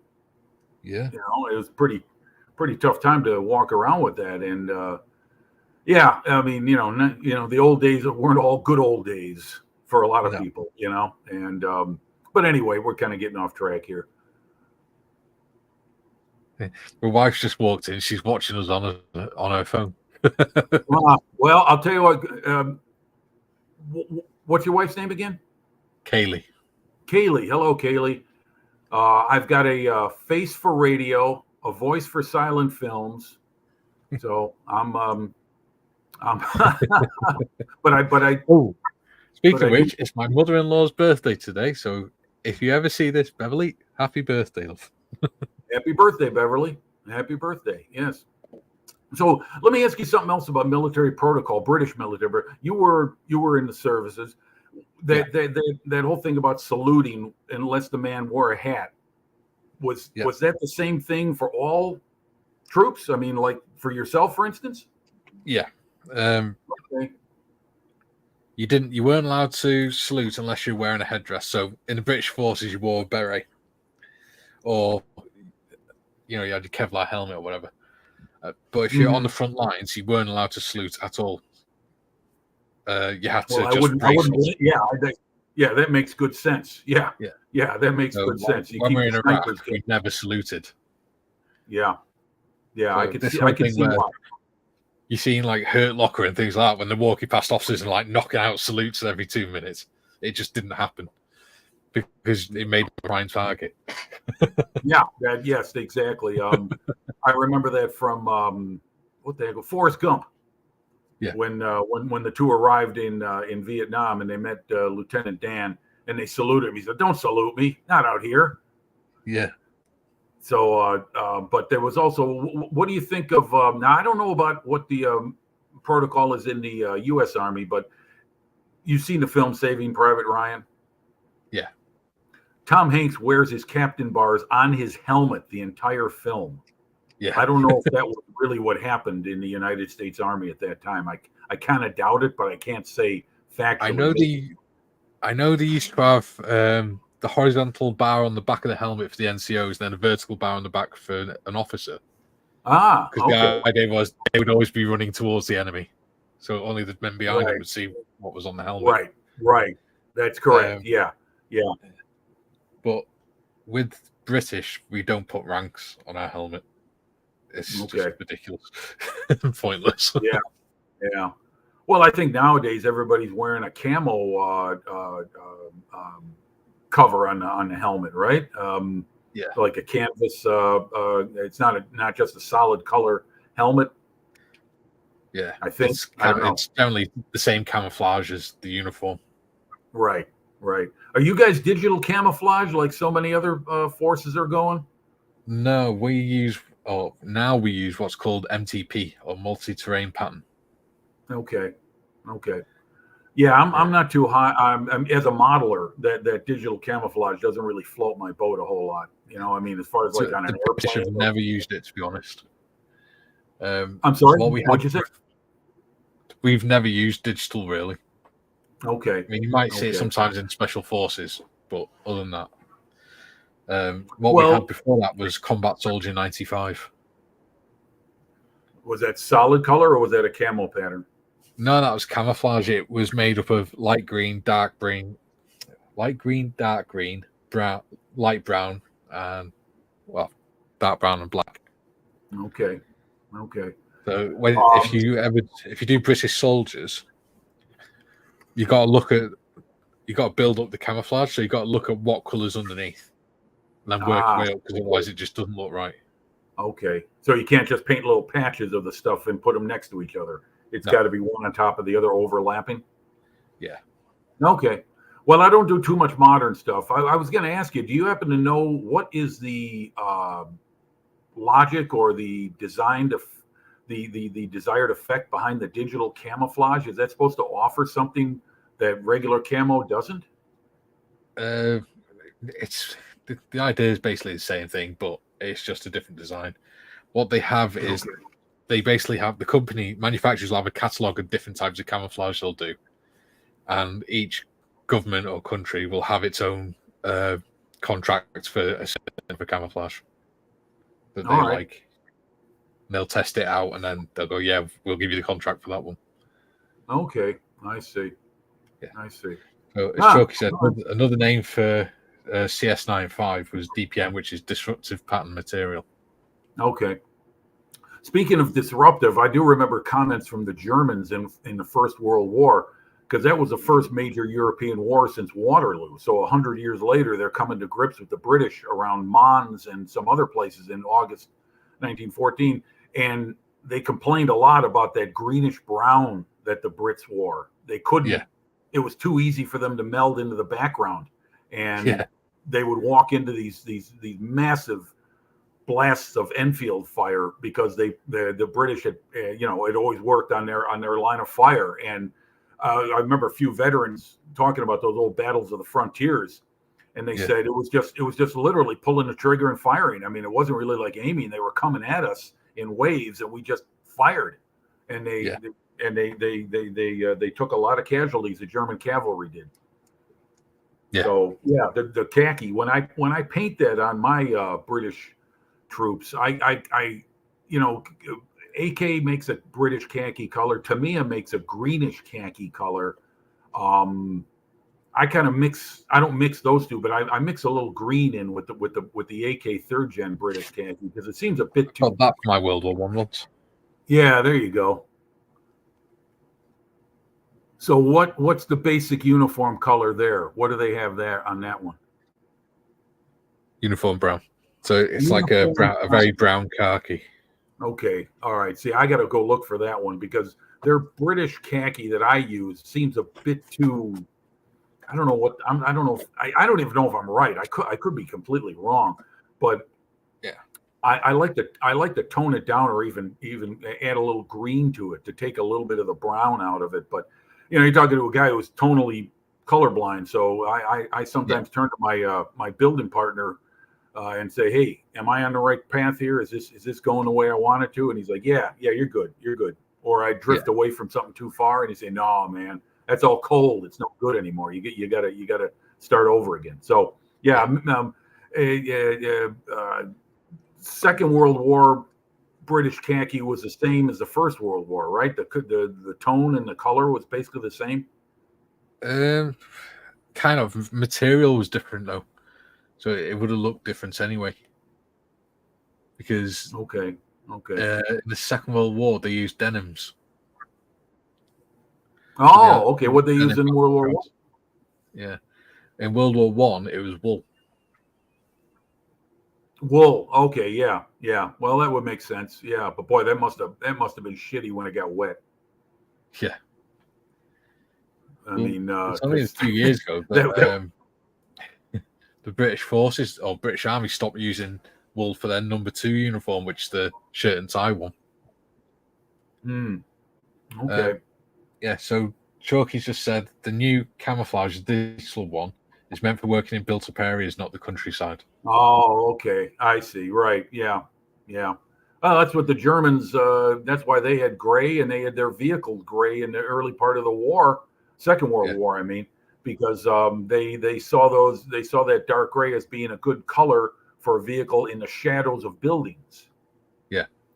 And then they realized when they were in the steppes of Russia that it stood out like a sore thumb because it was this cold gray color against all these pastel warm colors of greens and browns and yellows. And then they started throwing a yellow paint on there in like the Stalingrad campaign and like summer of 42 crews. They even took mud and they would water it down and then splash it on their vehicle, and when it dried it gave it a little bit more of a lighter color, and so it helped whatever it could do to help blend in a little bit. They also did the same thing in North Africa originally. When they first got there, they used a color, but they also used mud. In fact, the Americans did too in the early phases of fighting in North Africa and in November 42. Well, I was watching interesting camouflage. Yeah. And I was watching. Go ahead, Mike. I was watching a video of an American veteran the other day, and he was talking about the grey DPUs that the Americans wore. And he was saying that it was ridiculous because he was on the last tour in Afghanistan to use the grey digital uniform. So when they got at the beginning of the tour, they stood out like a sore thumb because they were in green and desert, in bright Yeah. grey and white. Yeah. And then White. Really? it was only after it was only after 12 months of being in theatre that their uniform had actually faded enough to blend in. And then the guys that were coming off the plane to replace them had these really completely different uniforms, and they blended in straight away. Oh my God. You know, you talk about Afghanistan. It's amazing how strategic that country has been through the centuries. Yeah. You know, the British wanted to keep it under control because they didn't want the Russians coming down back in the days of the Tsar to protect India. And now, you know, that poor godforsaken country's been a battlefront since the Russians invaded in '79. They had their domestic problems before that, but once the Russians invaded, they haven't had a periods of peace. Good Lord, that's crazy. I mean, where did you serve? Me, I was in Iraq. Okay, you were in Iraq. Okay, yeah. My a friend of mine, he worked in. He was in Iraq. He was in the U.S. Air Force. He was a line mechanic, and he served there. And he said he never felt heat like he felt in Iraq. It was like being in an oven. Took him a while to get used to it. Yeah. We used to leave bottles of water outside the workshop in the morning, and by the evening they're warm enough to wash and clean your hands with properly. Oh, I bet. Yeah, I bet. Holy cow. Yeah. You know. Oh, yes. I read this one. Yeah, Steve. Yeah, a lot of because of a jack of all trades, kind of fits in for different requirements. Yeah. Okay. Yeah. Jack of all trades, master of none. Yeah. Right. Exactly. Yeah. That's kind of what happens a lot of times. Oh my gosh. Well, what are you going to do for the rest of the day after you're done here? Probably carry on working on my model, to be fair. Either that or do a bit of reading. I think the wife wants me to go take her to town or something as well. Okay. What's the weather like in North Wales for late May going into June? Raining. Raining and windy. Yeah. We've had our 4 days of summer. Is that how it is pretty much across the UK? Because I think one guy said, go ahead, Mikey. Go ahead. Yeah, in Wales it is, because Wales is almost entirely hills and mountains. Yes. So the minute because I live on the coast, the minute the clouds come in off the sea, it starts raining. Okay. Yeah. It is. There's a man who lives down in. Oh my God! See, everyone identifies by county in the UK. Yeah. You do the same thing in Wales? No, we just say Wales. North. It's usually North or South Wales, because we don't like the South Walians. Okay. Here in the States. Oh, nice day in Edinburgh, I see. Okay.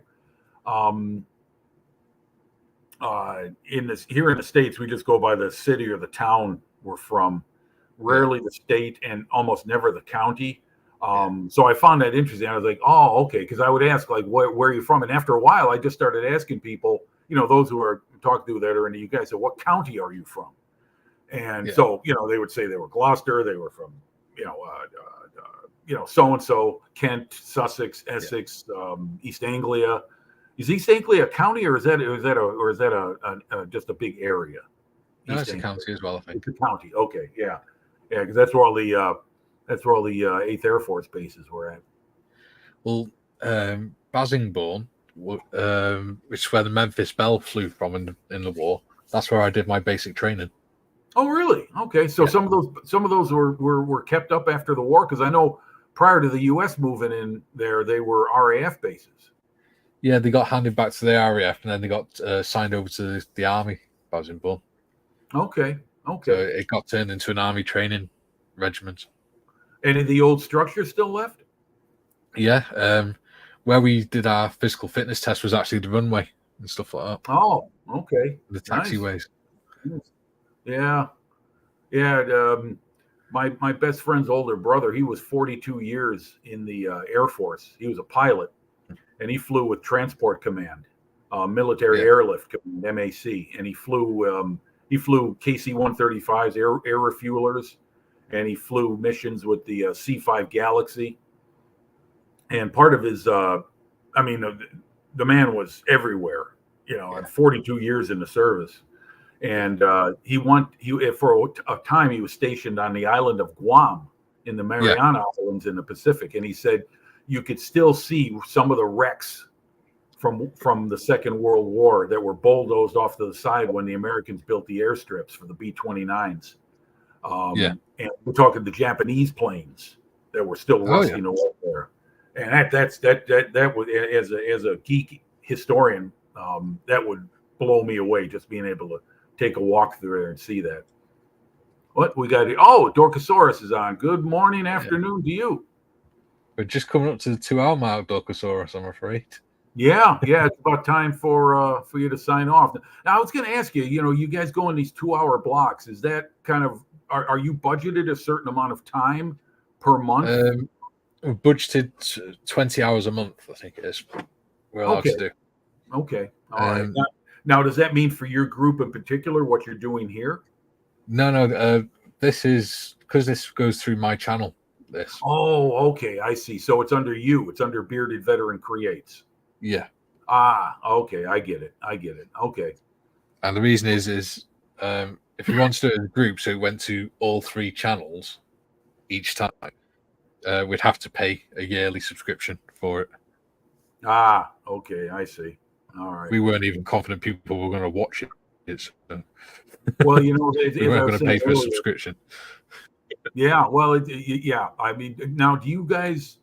Now, I've heard the terms monetized and demonetized and all this stuff. And I mean, guys like Gary. I remember seeing Gary when he first started. Gary's stuff. I mean, Gary Evans. I'm not making any claim to fame. I'm just saying that I remember when he was first starting up.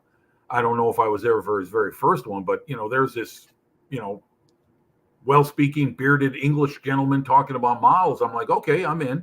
And me and a friend of mine started watching him, and look at him now. I mean, those live chats he has, it's like a sporting event. Yeah. So when he gave me that shout out, I think it's about a month or 2 ago now, I had 78 subscribers, and within a couple of days, I'd gone up to about 200. And now I'm just coming up to... Oh, the internet's on. Hang on a second. Yeah. I'll tell you what I'm on now. Come on, you stupid phone. 385 I'm on now. And I've just hit 11,000 views. That's great. That's great. Good for you. That's fantastic. Is there any kind of real gain out of this as far as like what you get back from YouTube for doing this? Is there anything substantial, or do you really have to have a great number to yield anything reasonable? Yeah. You can't get monetized until you got 1,000 subscribers and 4,000 watch hours. But even then, you've got to have a lot of views to make any money out of it. Yeah. Okay. I was just curious because I've thought about doing it, but I've thought to myself, first of all, I have to invest in more equipment, and second, what am I going to do that's different than what's going on out here right now? I could build a model, I could talk about this, I could talk about that, but so I enjoy just tuning in and being part of the live chat. And again, thank you very much for having me on. It's been a pleasure to talk and to get to know you better and share with the audience. It really is fun to kind of look on the right side of the screen and get on board with what people are contributing in chat. Yeah. I mean, one of the best pieces of advice I got given, because I was really nervous about starting a YouTube channel, was just talk about what you find interesting. And if Okay. people want to watch, then they'll join it. True. That's pretty So, safe yeah. advice. Yeah. You could, I mean, you said at the beginning of the show that, you talk quite a lot. And that's great, because what you could do is you could do live shows, and even if there's only one or two people in the chat, you could keep it going all session on your own. True. Yeah. Because you'd have plenty to talk about. Whereas I'm not as talkative. I need somebody else to talk to more than anything in order to keep the conversation going. Right. I see. So you could do something like that. You could do live shows. You're talking about history and things like that. Yes. Speaking of that, one more thing before we go, and I'll make this quick. History is always revealing itself. There's a lot of change going on, and there's a lot of stuff being revealed because real information is now being unearthed, and a courtesy here in the States, primarily of the Freedom of Information Act.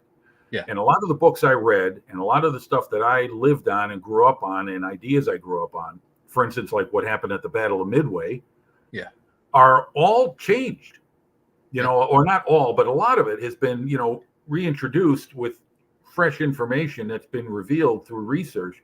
And so I sometimes enter into a conversation, whether it's talking to someone live or in a live chat form.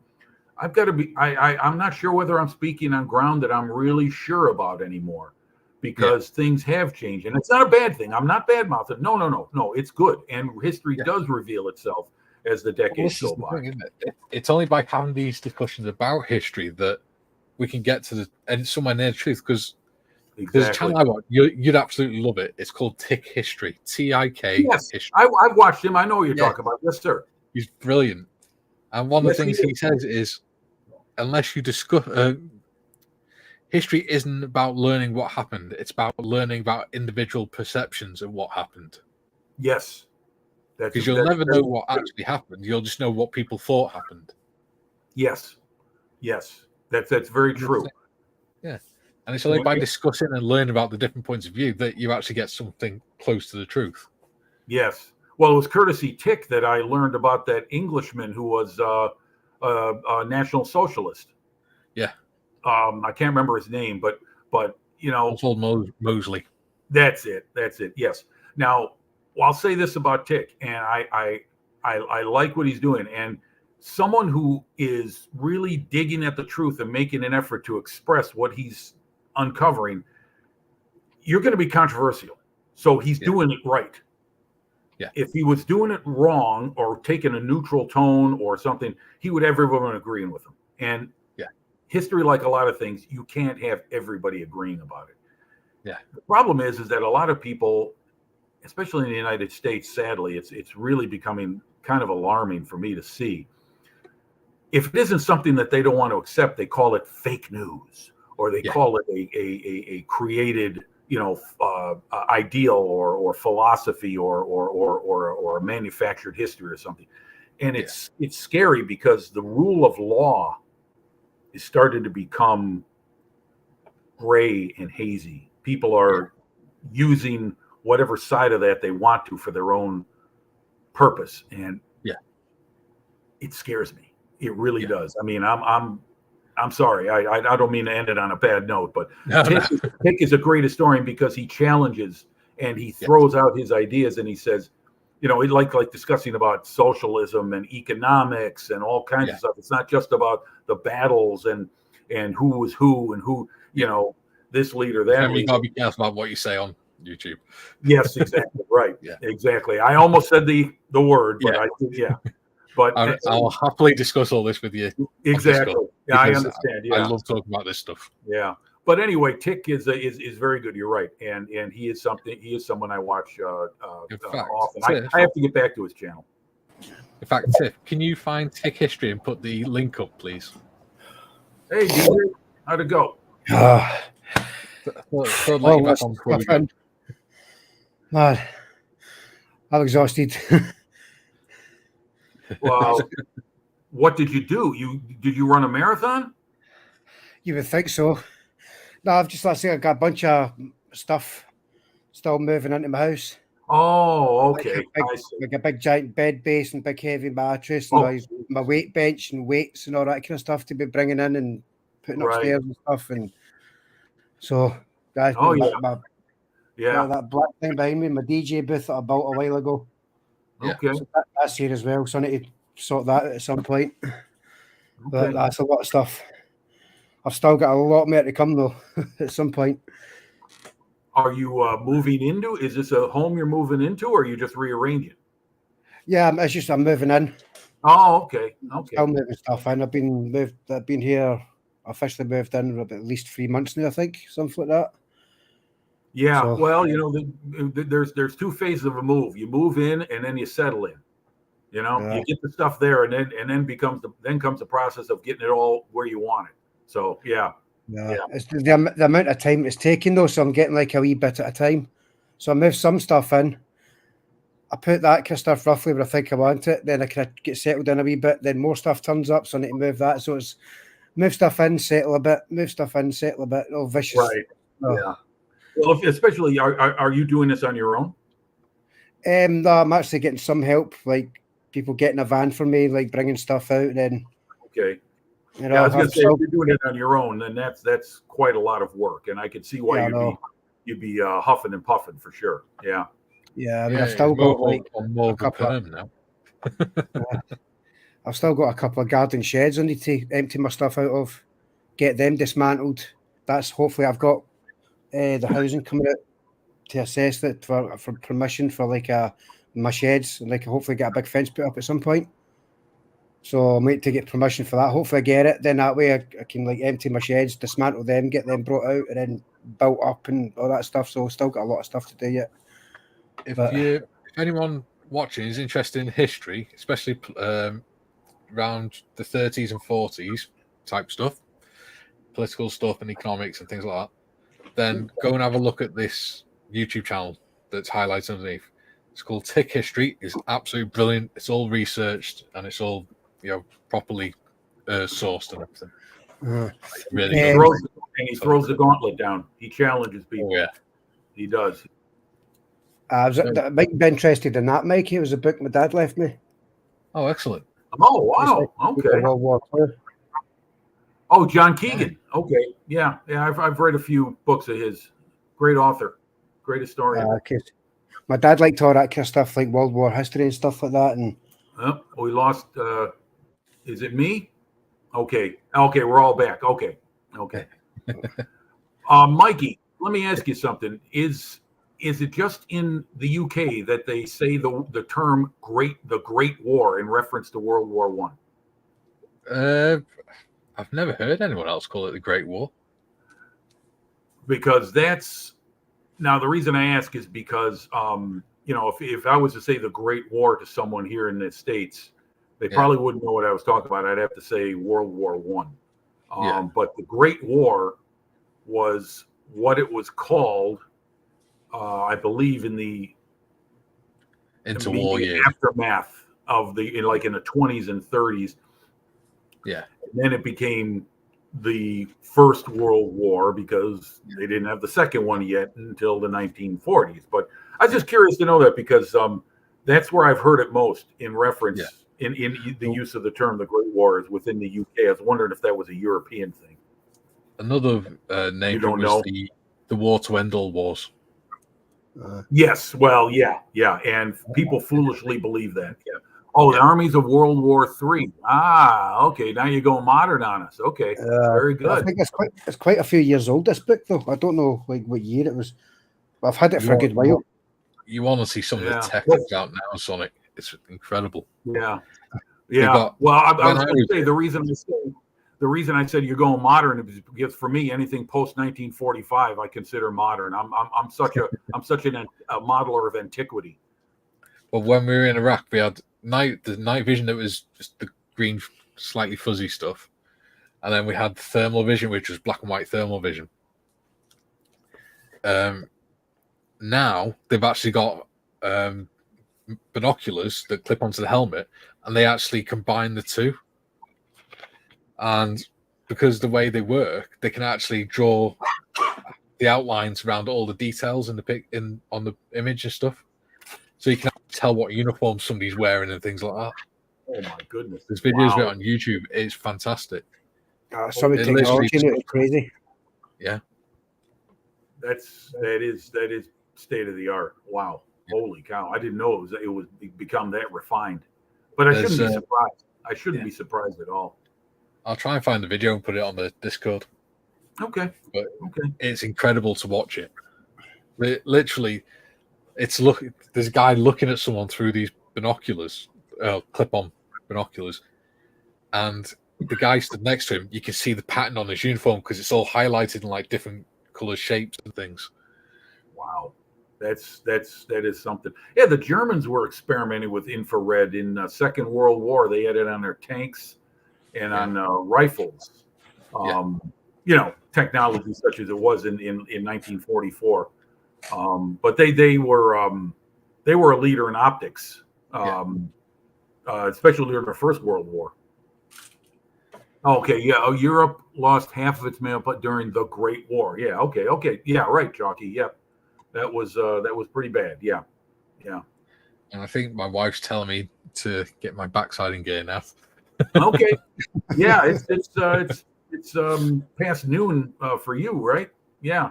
Yeah, you guys are 6 hours ahead of me, so it's sun's coming up out here. Looks like it's going to be a nice day. So. Yeah. Well, anyway, thanks again for having me, Mikey. It was really a pleasure. And DJ, it was nice to meet you. Nice to talk with you. It's a pleasure discussing models and everything we've talked about, Mike. That's good conversation, good stuff, and all with respect. We weren't yelling at each other. We weren't trying to talk over each other. We weren't calling each other this, that, or the other thing. If I wanted that, I'd watch American television. Yeah, it's nice to be on your stream finally, Mikey. So thank you, man. That's all right, mate. It's nice to see you keeping it clean for once. I'm trying my best. I'm trying my best. I try to be mindful of my language. Yeah, I don't want to get booted out of somewhere. But I also understand that people are friends when they're on the internet, and you don't always have you communicate as friends. Your jokes, your language, and everything can be like buddies. So it's understandable, and it's good. I like it that way too. I'm not above. I'm not a tight ass where I can't stand people getting spicy with their language. That's all right. I'm a big boy. I can handle it. So. Yeah, but feel free. But thanks again, Mikey. Have a great weekend, and look forward to seeing you next week or tomorrow. Tomorrow, excuse me. That's right. Yes, I forgot. Tomorrow. Forgive me. Tomorrow with Steph. If you ever see us on Discord, Jim, feel free to join in on the voice chat or anything. You're more than welcome. Yes, I will. You're right. The thing is, like I told my friend, I said, I just got Discord on my phone. I downloaded the app. I don't know how the hell I did it. So I hope I can find my way back to it. So I'll try, but I'll definitely be on board with you. You guys are starting at 11. Yes, we've got the Albatross tomorrow. Yeah, that's going to be 5 my time. So yeah, I mean, hell, if I'm up at 4, I'll be up at 5. So awesome. Sweet. So you're doing a live stream tomorrow about 11 then? I'll definitely try and burn for that. Absolutely. Yeah, awesome. It'd be great to have the joining us, guys. Thanks for joining me. Thanks a lot, everyone. Thank you, everyone, in the comments for joining in with the chat. And we'll hopefully see you tomorrow. If not, we'll see you next week when Gary and John should be back, providing they're not still drunk. So, bye for now, everyone. Cheers, guys. Bye. I'm going to switch that banner off. There you go. I'll be able to see what I'm doing now. There we go. Okay. Bye, everyone.